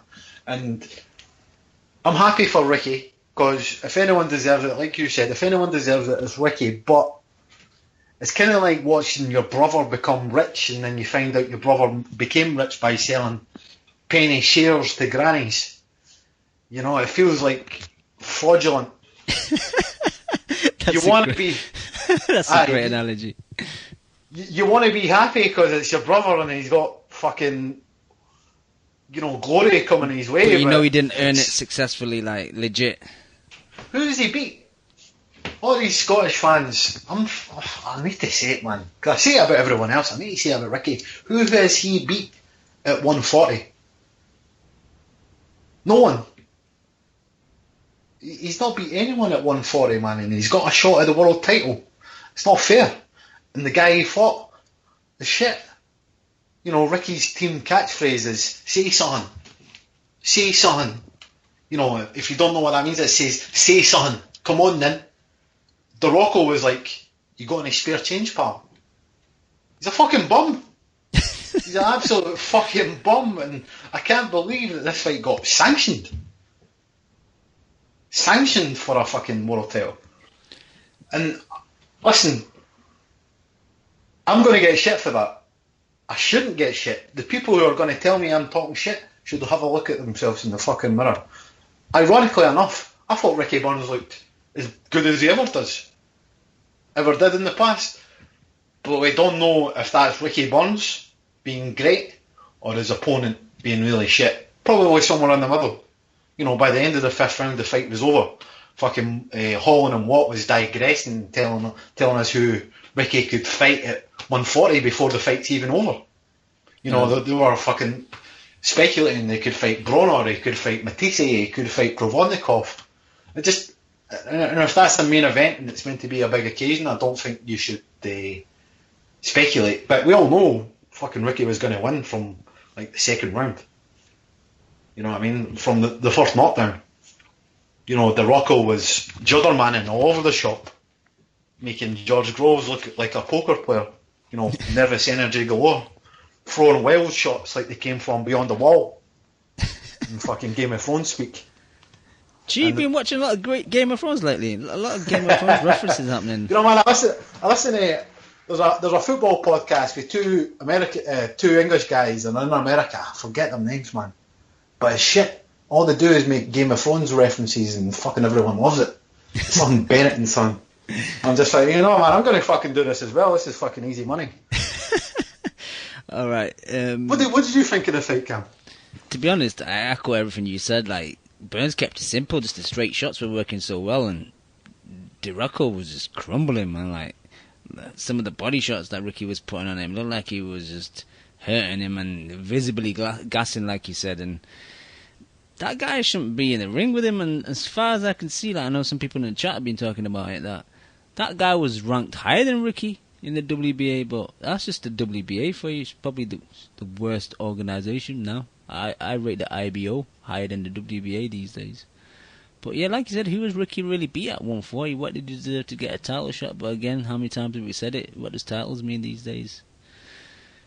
It's a shame, man. But you know, if Ruslan becomes mandatory for that belt, man, I could see Ricky dropping it and then trying to get a fight with Crawler at 135, because it was just a bit obvious, the fact that it got mentioned multiple times that Ricky could make 135 easy. Because obviously the Crawler fight and the Burns fight is a very obvious fight to have, because it'll be very big. And I know, Chew, if it's in Scotland, I'm coming, and if it's in Manchester, I'm sure you'll come down here as well. So yeah, I would love that, man. You know, I hope he gets some big fights, because I want him to prove himself. You know, I don't want that. You know, greatness is achieved through resistance. You know, if fucking the treadmill's not on and you start running on it, you're going to run into the treadmill. You know what I mean? You only get fucking where you want to be if you're getting some kind of pushback in life. And, you know, he's paid his dues. He works his arse off. He's probably one of the fittest boxers, stamina-wise. But that is a kind of... It's a cheap win. And people, when people say he's not really a freeweight world champion... yeah, I mean it's true. You know, he's been handed this one. And if him and Broner were to fight, that would be the biggest collection of paper titles in the history of a ring. Yeah, and call the card paper champ. Kev, actually, Hearn made a statement saying, well, if Heyman wants that fight in Vegas, then he needs to bring over some big boxes of money over for that. But but Broner can't make 140. No, not anymore. That's pretty bad. The guy started out like, 130? Now he can't make 140? It's that lifestyle, Kev. Yeah, man. Heavy life, kid. Yeah, but one thing I will say about Ricky, he's fought some names. You know, it's not as if he's ducking anyone. Or he's fought Terence Crawford, he's fought Beltran, he's fought Omar Figueroa. He's fought some. You know, he's not really ducked anyone. And if Eddie Hearn is going to come to him and say, you know, I've got this guy DiRocco for the WBC. He's someone that caught a bad rap because he got it, on the fortunate end of a decision or two. But that's not something he controls. You know, I don't think he should get killed for that. Like you said, he's fought some good names, and he fought Crawford, he fought Beltran. So those were two tough guys. Yeah, you know, man, I'm just feeling guilty for all the shit I just threw his way. It's you know, it's this kind of bittersweet feeling I've got. It's bittersweet. I want it to be sweet, but it's actually a wee bit bitter. This fight, though, you could tell this guy just wasn't. It was a sorry level of competition for a quote-unquote world title, you know. Aye, man. I mean, everyone saw the fight. Yeah. But this lines up Burns though for another good money fighter opportunity. He's the definition of like a perfect champ that's a name and a belt for a decent fight for an up and coming guy or a PBC type opponent or something like that. So he's tailor made to step right in and make some pretty good money. I think you would need to, and I'm just going to contradict myself. You need to match him well. If you fought a Matisse.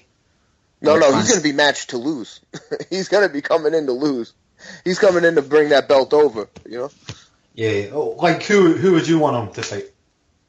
There's any number of fights out there. I don't think there's anything that jumps out at me that I would say that's what I want. Like, I did want the Broner fight because that's something that was supposed to happen, I guess, like a year and a half ago, 2 years ago, actually, or so. So, like, when someone mentioned that, I was like, that wouldn't be a bad idea. I would like to see a Broner fight because I think if Burns had a very good night and threw a lot of punches, he have a chance to basically do a little bit better than what Emmanuel Taylor did and win the fight. Yeah, I'd actually think that his style would actually match up well with Broner's, who doesn't throw much. He throws He throws a lot. I just think that maybe Ricky's lack of power would, you know, but make lack the fight of power, close. I don't think he was getting a knockout anyway. I think he's winning by activity. So I don't think he would necessarily have to hurt Broner because Broner would oblige him by just not throwing and shaking his head 3 or 4 times every time he got hit. You know, so. Yeah, he's got to use his jab. I mean, one thing I was impressed with Ricky in the fight is that he's 1-2. You know, it's very straight, and his timing was right. I said last week that I thought Ricky was over the hill. He's not. Yeah. He's definitely and he's still not a pro. He came in good condition. He's a pro. Yeah, he looks after himself probably better than the vast majority of the boxers on earth. You know, for the lack of, I'm not even going to say talent. He's worked for everything that he's got, and he's a great example to fucking everyone. You know, he's accomplished these dreams. Whether people regard that win as paper, free weight world champion in 20 years, people look back on that and see that as some kind of achievement. I'm just saying that if you know the sport, you know that last one was tainted. However, if he went out and beat a Broner, who was the champion, who got stripped of the belt for missing weight, then that would legitimise that win to me, and then I would kind of endorse that freeweight world champion thing that's going about now. You know, I'm not going to call him Sir Ricky. He deserves accolades, but you know, let's not get carried away with that guy being as shit as he was. Yeah. Is there any young 140 pounder, an up and coming guy that anybody would really want to see basically have his step up against Burns and try to win their first title? I was high. Can you think off a hand? Like the 140 is like a dead division now, kind of, right? It is, yeah. I was high on Amir Imam until he got put. Until he hit a roadblock, man. It's the curse of the name Amirs, I think. The curse of the chin. Yeah. I can't really think of anyone. Maybe the guy who beat Amir Imam, the Granados. I think he's a good fighter, but I can't think of anyone emerging. Yeah. And to be fair, like for a Burns handler, you might not want to put him in there with a power guy because, like, say,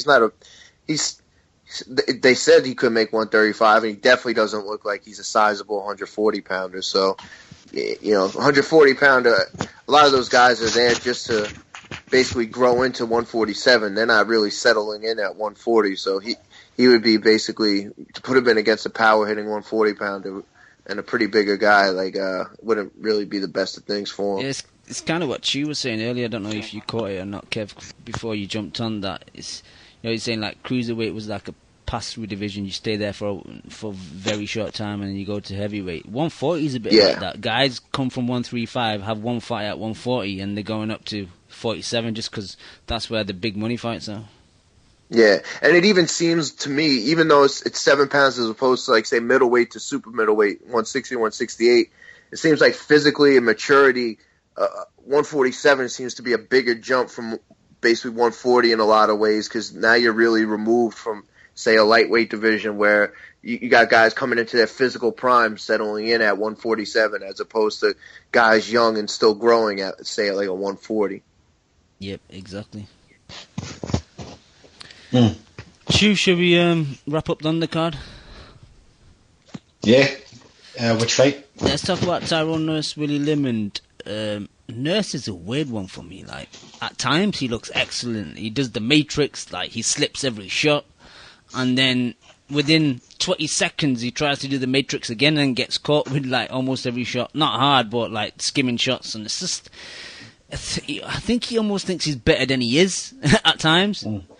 It's quite frustrating to watch, but when he is switched on, he looks good, man. And I think Willie Limond, he put effort in that fourth round trying to go after him, and then he kind of just emptied the gas tank out. And then since that point, after that point, he had nothing left, and Nurse took over. And I think the ref did a good job, I think, because Limond wasn't going to quit, and he was starting to take a bit of a beating. So I don't think his corner would have pulled him out either. I think that was a good decision by our favourite Scottish ref.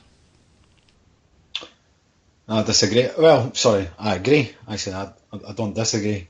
When I was watching the fight, I thought this Tyrone Nurse is fanning about a lot.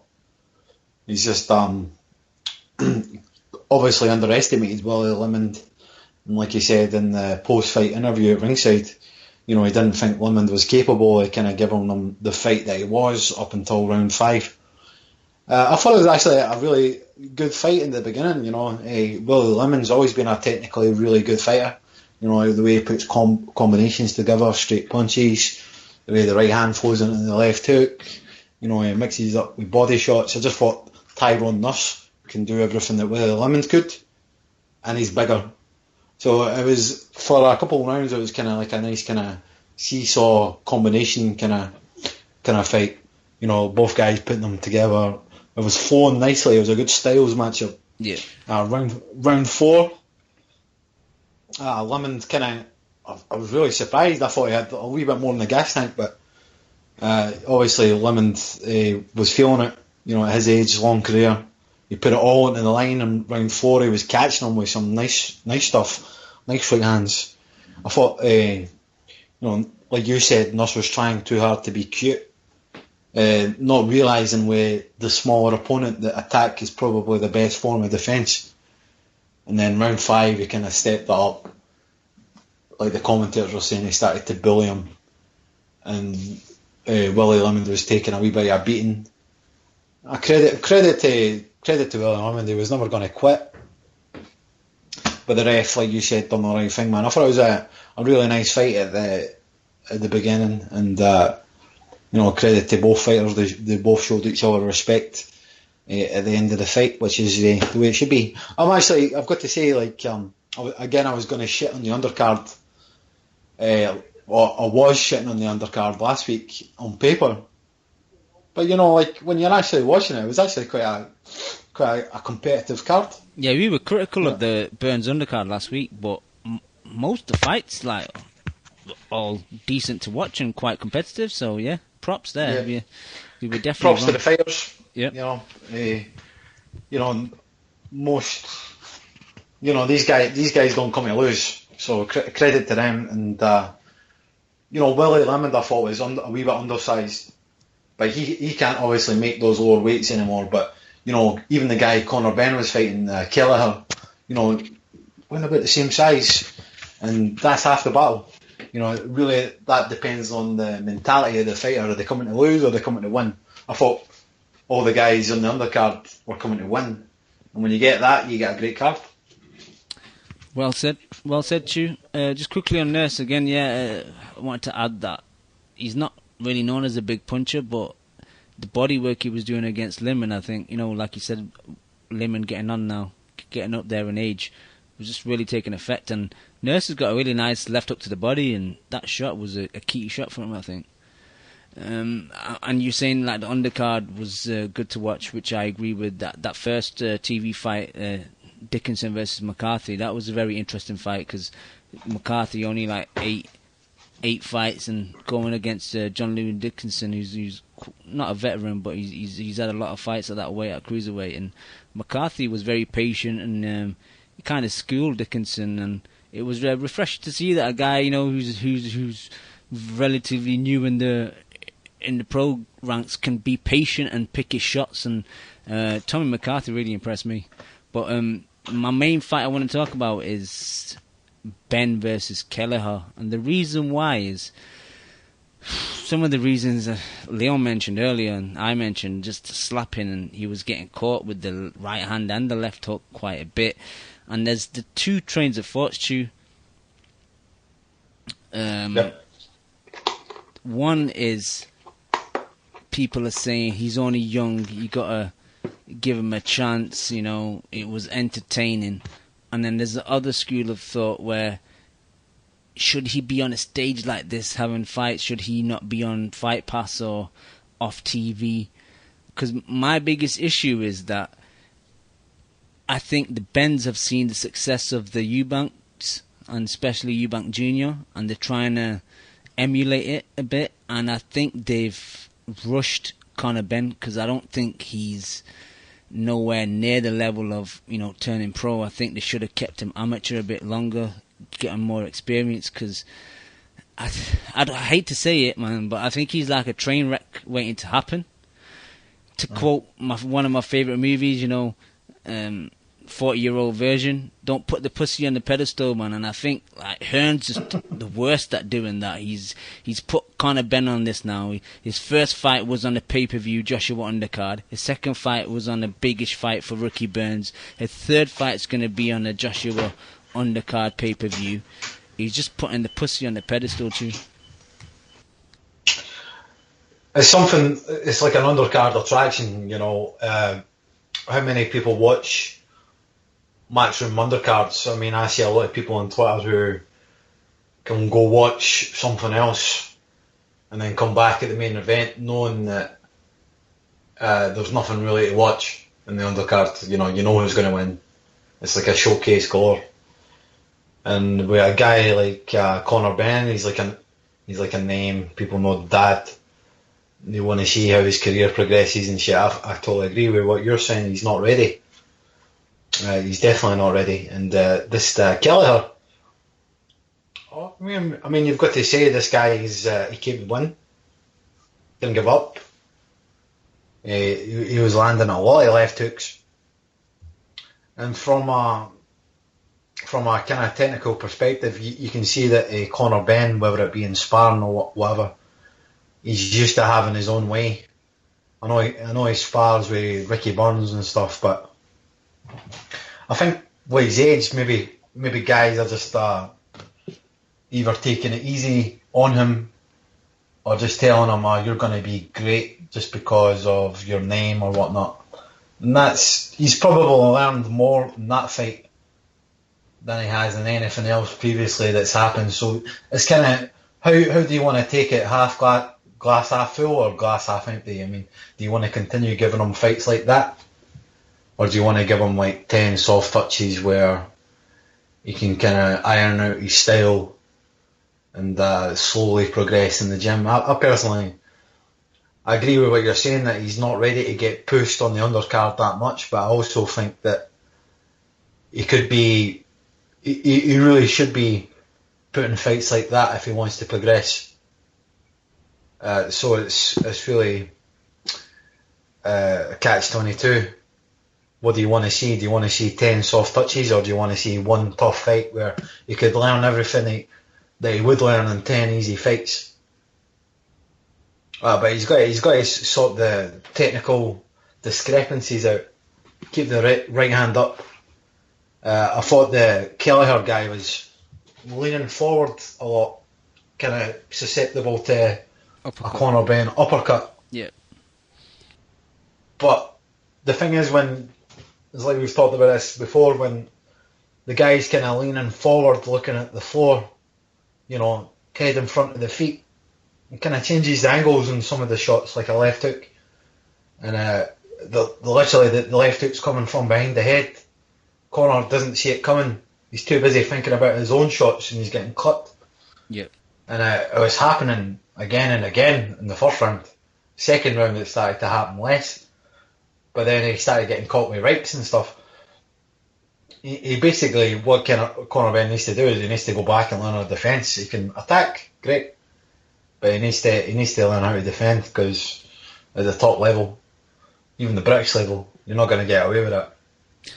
And I'd love for him to be a bit more patient. It just seems like he's an over-eager little puppy, man. He just wants to get in there and just get the knockout on the first round. And I'm glad that, I think his dad said in the post-fight as well that, it's good for him just getting the 4 rounds, and it's better than echoing what you just said about just a 1-round blowout. That doesn't teach you anything. But to disagree with you, I'd rather, him not have 10 fights and 2 round blowouts, but these fights are better for him, but they don't need to be on TV, too. We don't need to see these. Eubank, I think, only started to get on TV in his 14th, 15th fight. So why can't Ben do the same? You make a great point. I wonder why. I mean, I think it's just maybe it's a family decision, man. Do they want to cash out now? Possibly. I think it's just Hearn, though. That's the classic recipe with Hearn. If he gets a big name, he tries to put him in light straight away. I think the family should be protecting him. I think if Nigel, who am I to fucking say, but I'll say it anyway. He should be fucking putting his foot down and saying, "Listen, man, we're not ready for this kind of spotlight. Let's just kind of learn in the shadows, and then when we're ready, we'll step up." But they might listen. He's a fucking bigger name than some guys who have had a dozen fights. That's right. This guy's had 2. It's his dad's name, don't it? That's the problem. He's not earned anything off his own name yet. To continue the Creed analogy, the film Creed, he was the son of fucking Apollo Creed. And then he fucking learned in He went the to shadows. Mexico, bruv. He went to Mexico and earned it. he fucking went to Mexico because he knew that if he fucking revealed his true identity, that the world would be gunning for him. Yep. And I think it's a recipe for disaster, like you said, a train wreck waiting to happen. Because everyone from the second fight on, this Kelleher guy was like, fucking hell, this guy's a name. I can't believe it. I've quit my tarmac job, or I'm going to fucking knock this guy out. This is my fucking shortcut to stardom. He's going to have that. I'm getting a selfie with it. Sorry, go on, Chief. Is that? No, he's going to have that on him from the rest of his career, from the 3rd fight on. Every guy who should be a novice that he's fighting, or like an easy fight, is going to be a hard fight. Because it's all about the mentality, man. These guys are going to come in and be like, alright, it's only 4 rounds, I'm not going to gas out. I'm just going to fucking go for it. So, from the fucking 1st second on, these guys are going to go for him. And that's a lot of fucking pressure, Yeah, definitely. Alright, that's about it for the undercard, really. I know John Ryder fought, and if anyone wants to see that fight, I think Davey Boy Essex has put it on to his channel, so go check that out. It's only a 6-rounder, so I'm not really interested. Scotty Carter was on there in a 6-rounder. Go on, Chew, fighting back home in Glasgow. And Anthony He's Ogogo was on there. Actually, I think I'm getting mixed up. I think Davey's put a Ogogo fight up. I don't think he's put the John Ryder fight on. My apologies, Davey. Yeah, I seen the Ogogo fight. I don't know if you did. No, I've not seen it. Yeah, he was fighting. I thought he looked very fast. I know the guy he was fighting. Apparently, according to the commentators, he was tougher than what his record represented. And, he had 24 fights, 4 wins. But apparently, he was very competitive in a lot of his losses. That's what the commentators are always going to say, though, Chu. I know they're playing to the watching public to make it more competitive than what it was. I thought the Cooper guy wasn't that bad, but I thought Ogogo looked, one division higher. I think the Cooper guy was really a light middleweight. I thought Ogogo, considering all his injury problems, I thought if he stays injury free, there's some good fights for him. The fact that he's kind of back and he's still signed to Sauerland, I think, but obviously he's on a matchroom card. I can see a potential fight with Eubank Jr. coming up then. Yeah, I think regardless of how Ogogo progresses, I think Eubank's got that. So I think same with Saunders. I think I like Ogogo. There's something there. But for him to kind of turn his career around, he's got to stay injury free. He's got to pull a rabbit out of a hat. I don't know how he could do that now. But man, the speed and the combinations is there. Yeah. It's just a shame that his career's been fucking derailed that much. Yeah, it is. All right, let's move on quickly. Shane Mosley fought against Evan Senior. It was on Box Nation. They picked it up on Sunday morning, but it wasn't a great fight to watch. I thought, like, Shane, man, I just want him to retire now. He's a legend. He's had a great career. It's just when you see him like this, like his speed's gone, like his jab's not sharp. He's getting caught with overhands over his jab. It's just it's a shame to see, man. Yeah, they put that on TV over there, Cam? Yeah, Box Nation picked it up on over here. I think they must have got it for cheap, so they thought, fuck it, we'll just buy it and put it on. It's the worst thing for a guy like Mosley because he's still the type of guy because of the natural athlete that he is, and he is in good shape that he can still go in the gym and like hit the bags and the pads and even spar a couple of rounds and still look pretty good, But you get into a competitive fight and he has nothing left, and it's like the being in shape and being able to perform in the gym like gives him a false sense of reality or something. Excellent description. That's exactly what I think his issue is. Yeah. He's fighting on a platform called GoBox, and really it should be called Stopbox, because he really should stop boxing.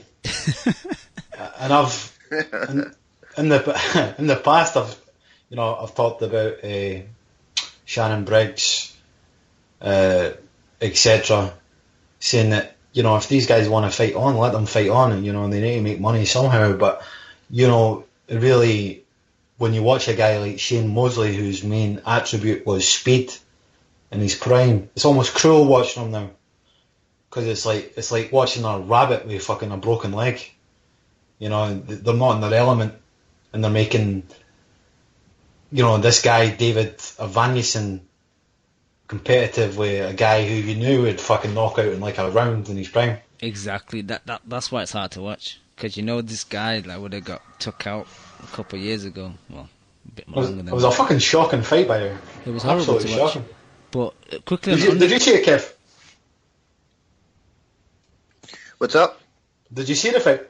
Nah, I only saw bits and pieces. I didn't have anything good, so it wasn't on TV over here that I knew of. So somebody sent me a video link of it, but I don't know if it was my tablet or what. I didn't get it. Yeah, Danny Yankee saying it was on CBS Sports Net, whatever that is. Oh, yeah. Memorial Day weekend, kid. I was on the beach. KH and that. On the beach tip. Chew, did you see his son, Junior, on the undercard? Yeah, he was co-maining with him. I didn't. I heard it was shit. He is, man. Again, it's just this whole discussion we had earlier about, the son of the father, and he's took up boxing late. He said he's not, he never paid attention to it in his earlier years, and you can tell, man. You can tell he's forcing it. His hands are so away from his head, man. His head's a bit too upright, chin's a bit up in the air, and you can tell he's got a bit of skill there, but if if he fights anyone half decent, man, he's gonna get took out again. It's a shame to see when these sons of boxers try to make their own name, but they really don't have the talent. And wasn't he somebody who started a little late with the boxing training and stuff? Yeah, I think he started very late. So that to me tells me, like, you don't have the heart for it, like, you're really not into it. You just couldn't find anything else to do with your life, and now you want to box. Because if you really loved it at, like, 4 or 5, like, say, like, a Mayweather was kind of forced, but you had all the opportunity to be in the gym and start learning and start training and doing all that at 5, 6, 7 years old. And if you're just picking it up at 16, 17, or even older, that's probably an indication of where your ambition or your heart is for the actual sport itself. And again, bit fast track, like very little amateur and then turn pro, similar to Conor Benn, and I think it's the same problem. They're just trying to feed off their father's name and trying to, make some type of money. Capture lightning in a bottle. Yeah, it's a shame to see, man. Yeah, because there's no shortcuts in boxing. That's the one sport where we saw Chavez Jr. get away with it for a little while. That's just because of the physical mismatches he had on people, the size advantage. But you can't pretend to box, man. You can't pretend. Yeah, eventually you're gonna be out there. You're basically stripped butt naked in front of the world. But it really goes to show how well Chris Eubanks Sr. taught Junior. I think Junior came to him when he was like 15. Says, okay, man, I want to do this. I've been wanting to do this for years. And Senior was like, nah, you're not gonna. I'm not letting you. And then eventually Senior relented and says, all right, okay, if we're going to do this, we're going to do this right. Send you to Las Vegas. Ship him off. Learn out of fucking boarding school for boxing and go fuck off over there and see if you can survive. That is probably the best education. You're away from the home comforts. No one knows who they are. Like I'm sure fucking. And no one gives a fuck who they are because they got their own shit to survive. Yeah. Exactly, and that builds that kind of mentality that I'm speculating. I have no idea what fucking a Conor Benn or a Shane Mosley Jr. was going through fucking when they're on the ranks, but that kind of thing where everyone's gunning for you because of what your dad did.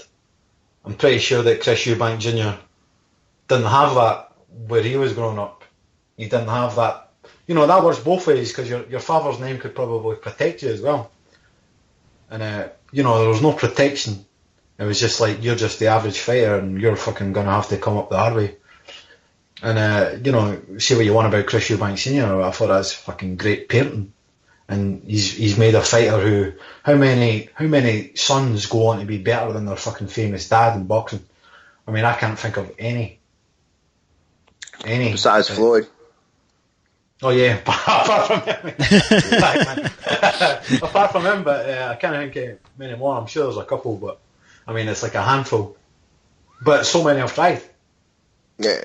It goes on and on from like Joe Frazier to there's just countless times you see the names and it just doesn't register. Even Aaron Pryor's kid just recently was fighting. Julius Jackson kids are fighting. Tommy Hearn's kid fighting as well. Tommy Hearn, Ronald Hearns, right? Yeah. All right, let's move on. I think we covered everything. Now, one more fight that was on Wednesday. Cover your ears, Chew and Kev. It's the little dudes. The rematch, Ahmet Ronareng versus Casimiro. I love Ruin. You're not right, you're not wrong. I was listening to some dude's YouTube video, cracked me up. He goes, I hate to put a guy like 118 pounds at the top of the pound for pound. Like, you're 118 pounds, go ride a horse or something. Like calling them jockeys and shit like that. It was actually it was decent, man. Ronareng, just as usual, is dirty shit, man. I hate watching him, man. He's so dirty, but he gets away with it. He's like body slams and just fumbling guys over and headlocks and all that shit, man. And that's funny because I'm an old Hopkins fan, so I actually like Ruin Wrong. It's not just his name. I think it's because he's a fucking greaseball in there. He's always doing nasty shit. Yeah. I fucking hate him, man. I hate all those guys that act dirty, man. But Casimiro in the fourth, man, he hit him with a nice counter left hook, and Ronareng went on his knees, and he looked really hurt. And I didn't think he was going to get up, but he managed to get up about round, I think, 7. Got up, and then I think Casimiro kind of rushed his work a bit. I thought he was trying to get him out too much, and he was just doing the usual shit, holding and getting him headlocks, and then Casimiro managed to catch him with, I think it was just a left hook, like a grazing one on the body, and it looked like just a beautiful solar plexus shot, because like Rovrang went down like a ton of bricks, and he didn't want to get up, and he was out, 4th round knockout. It's on YouTube if anyone wants to watch it, but it was decent to watch. It's obviously in foreign commentary, but definitely check it out. That's about it for the past week's fights. Quickly have a break, talk about the Predictions League. Ups and downs this week. El Terrible still in first position. James McMahon 1 still in second. Hanserstone third with Sully Boxing. Cesar the Champ in 4th. Nam 82 in 5th. Moen 10 6th. Boxcar in 7th. Inverness Mark in 8th. My boy TBE Chef in 9th. And joint 10th we have Claude Bottom, who I spoke to on Twitter, very nice chap, and Monocle 78 aka Leon. So Leon had a bad week, he only had 36 points, and Claude had a bad week as well with 38.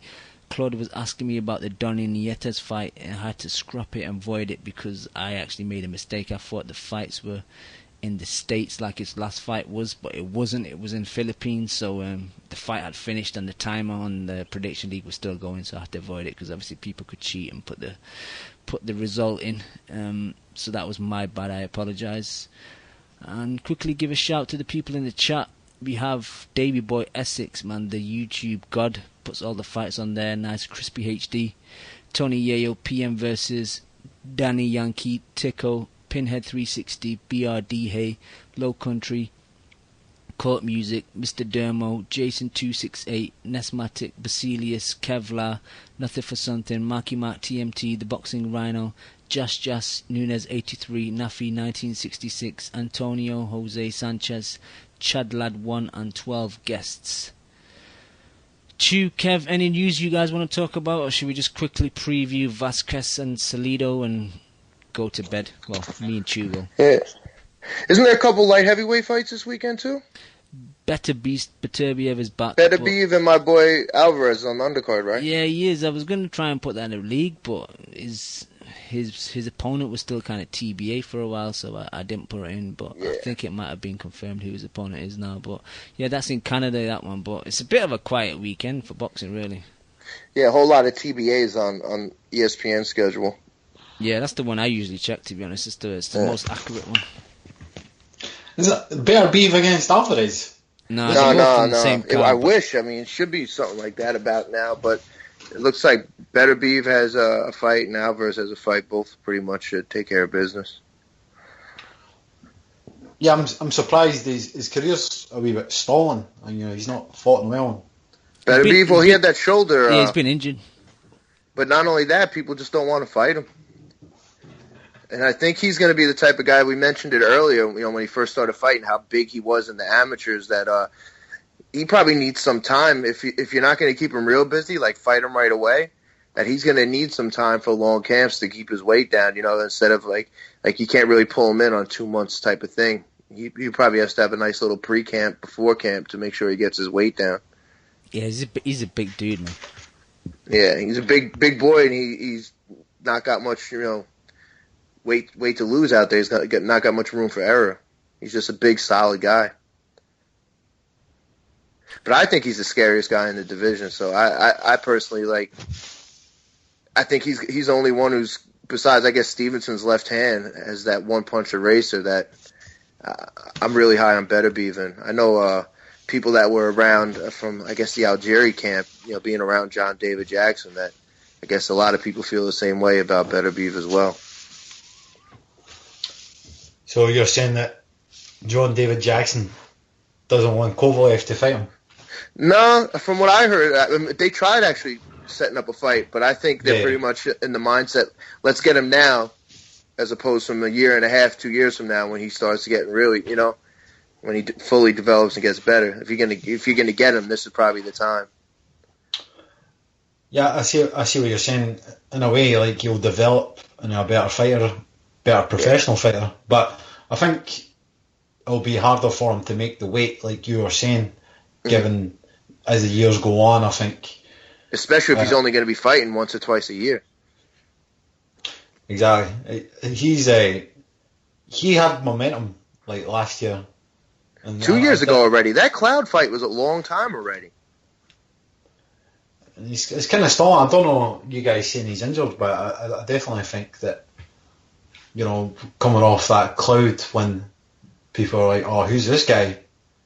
And he's fought, you know, Campillo and all that kind of stuff. I was expecting a bigger name, because that's a loaded division.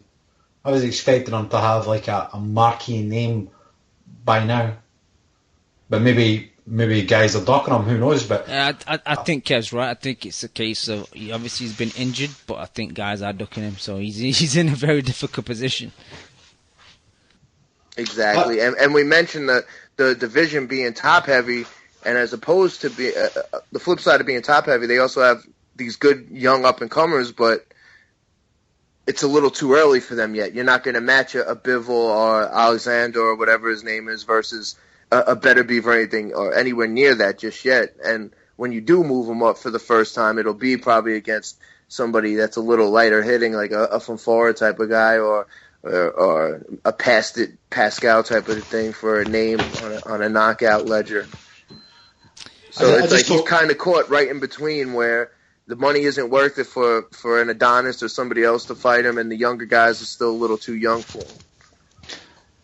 You know, like, everyone knows the guys coming up in that division, the Beevils, etc., and the Shabranskis, if I'm probably pronouncing that wrong, but, you know, I just hope that Better BF doesn't end up like the Nintendo Wii U. You know, when that came out, I was like, oh man, this is fucking great, a great piece of kit. And then the PlayStation 4 and the Xbox One came out. You know, all the hype got lost in the shuffle. Exactly. The moment was gone. I feel as if he needs, get your fucking gimme out the way after your shoulder injury, and then get your promoter, get all the money, and get the fight. Make a fight happen. Yeah. Alvarez, I think, is supposed to fight Stevenson. He won that pretty much a robbery with Chilemba. That was a close fight. But now it looks like Stevenson's fighting Thomas Williams, so I don't know how that whole thing works out. Well, to your point, Kev, just looking at BoxRec for the card in Quebec, and Alvarez is no longer shown on there, so I don't know if he's been pulled for the card, but having said that, BoxRec haven't been too accurate lately, because I've been sending them tweets to correct themselves on a few things, because they've been making a lot of mistakes recently, so who knows. Yeah. And, I mean, they can't be fucking with our prediction league, otherwise they're going to have problems. So, exactly. They better straighten up. That's why I have to tweet him. They got to know there's a lot riding on this. There might even be a T-shirt in it for somebody. Don't go too far, Kev, man. Calm down. Yeah, that's way too far. All right. Quickly, there's a really poor Frank Warren card on Friday. It's Liam Smith's homecoming in Liverpool. He's already had a first defence, but that was in Manchester, so it's his first fight back in Liverpool as a champ against Predrag. So he gets two gimmies, because he gets two hometown gimmies then, huh? Exactly, because he's got the Frank Warren belt, the WBO belt, so he has as many gimmies as he wants. Oh, fish eyes.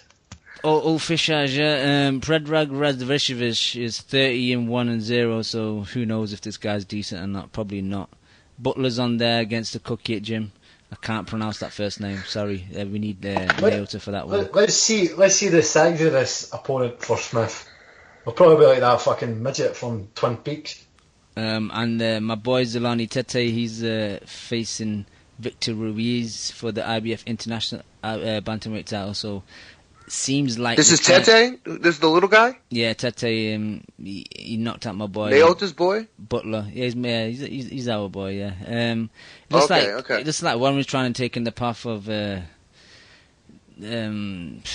Haskins, because obviously Tete's gone up to bantamweight now, so it seems like he's trying to get him in the IBF route, and Haskins is the champ. Obviously, I think his mandatory is going to be Hall, but I think once the Hall fights, he'll probably get a voluntary, and then I think Tete will be on his case. But I really like Tete. I really like watching him fight. He's very patient, but he picks his punches well. But his uppercut. But he's southpaw, obviously, so that's another reason I like him. But when he hits that southpaw left uppercut, man, it's a nice shot. So this is a fight to maneuver him basically into a potential fight a year, like basically a fight or two from now for a belt. It seems so. That's what I predict. Yeah. And I guess the final card, StubHub Center. Jose was referring to it earlier. Seems like he's gonna go watch it live. Vargas versus Salido. I'm a Salido hater, man. He's always in fun fights, but I hate dirty guys. And Vargas, in theory, should have a bit too much for him because Salido's been in a lot of wars now. He's getting on as well, but who knows? He's so unpredictable, Salido, man. Like when you think he's gonna lose, he comes round and he wins. Who knows? He might even miss weight though because he's done that in the past. So this is the fight that's also been a bit tainted with the whole PED situation and Vargas getting popped for, was it clenbuterol? But clenbuterol, yeah, the Mexican meat. Saying it was in the meat and his B sample, I think, was clean. So we'll have to see how it goes. You guys got any thoughts, predictions for that fight? I think Salido's like kind of like a folklore guy. I think he gets overrated by certain hipsters and stuff like that. I don't know. I'm kind of on your thinking with your boy with Salido. Basically, I don't know. I think he's kind of limited and he gets by on a couple of different things. He gets dirty with, but I don't think it's going to be a fun fight, to be honest. I think this is going to be an ugly fight at the end of the day, and it's not going to be a lot of sustained action.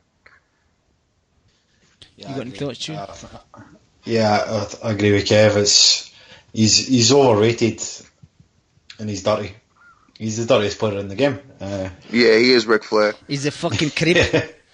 Come on, Tuesday. He's a fucking creep. He's a fucking creep. You'll have the trench coat ready. He's fucking throwing chalk in the eyes and shit. Only old school guys that have been with us from the beginning will understand that quote. You know, I've been off the Salido train. I don't even know if you would call it a train, maybe a bus. Trolley. Trolley, yeah. From after the Lomachenko fight, he kind of lost me there. Maybe people jumped on the trolley after that people fight. People did. They gave him a ton of credit for that, and people were all high on him for that. And even that fight, like Lomachenko started stringing together a shitload of rounds that he started winning. I don't know. That wasn't a very good performance, I thought, from Salido. And Vargas getting popped for whatever that drug is. I'm not going to pronounce it. Yeah. You know, Vargas, but the one thing with clenbuterol, and I know you guys don't follow PEDs and stuff as much. I mean, that's basically a kind of legit excuse that he gave. That down there, that meat's really tainted with that. So if the levels weren't too high, like it could be believable. But at the same time, you can't put anything past these people doing other shit and masking and blaming shit. There's just too many stories right now. Nobody's story is really ever believable pretty much at this point. It's like now it's really assumption of guilt, and then you got to prove innocence, really. So I see why the cloud's there. But if there is one case where you could say it was tainted meat and this, that, it really is the clenbuterol, and it's been proven for a couple of years now down there. That's KH sources right there. Yeah, sources. I hit up Gabriel Montoya last week. Did he block you after? Nah. Yeah, that Salido's been known to use drugs, so they're both at it. I mean, it's in a way, it's going to be one of these fights where there's going to be a barn burner or there's going to be a stinker. I can see both these guys struggling to make weight too. Yeah, it's really the guy who's coming off a bit of momentum, and he's coming into a guy called Salido who really loves to fucking take trains and fucking knock them off the train tracks. You know, kill momentum with kind of prospects or contenders or champions or whatever you want to call Vargas. I think Vargas is going to win, and I think it's going to be a punch because I don't think he's going to knock Salido out. Yeah. That said, you know, it's not a sexy fight by any means. It's like 2 6s going together. You know, two 6 out of 10 fighters. And I say that with respect. These guys are entertaining fighters when they want to be. But it's not going to be a fight for the ages. I disagree too. If Jose is going to this fight, it's a sexy fight. The sex appeal just went up. Exactly. There'll be more sunglasses in the crowd. There'll be more slick clothes. Jose will have a shirt and a bow tie and a jacket on, believe. That's it. Is there anything on the undercard there? Isn't Gatekeeper Gabe on there? He is, but when you look at the record of his opponent, it's pretty disgusting. His opponent. They got to get this guy a win somehow, so they had to give him somebody. It's like, they had to give him somebody to get a win on. This is probably the only guy they felt comfortable that he's going to get it on. Probably, but his opponent has 20 wins, 1 loss, and he's never been more than 6 rounds.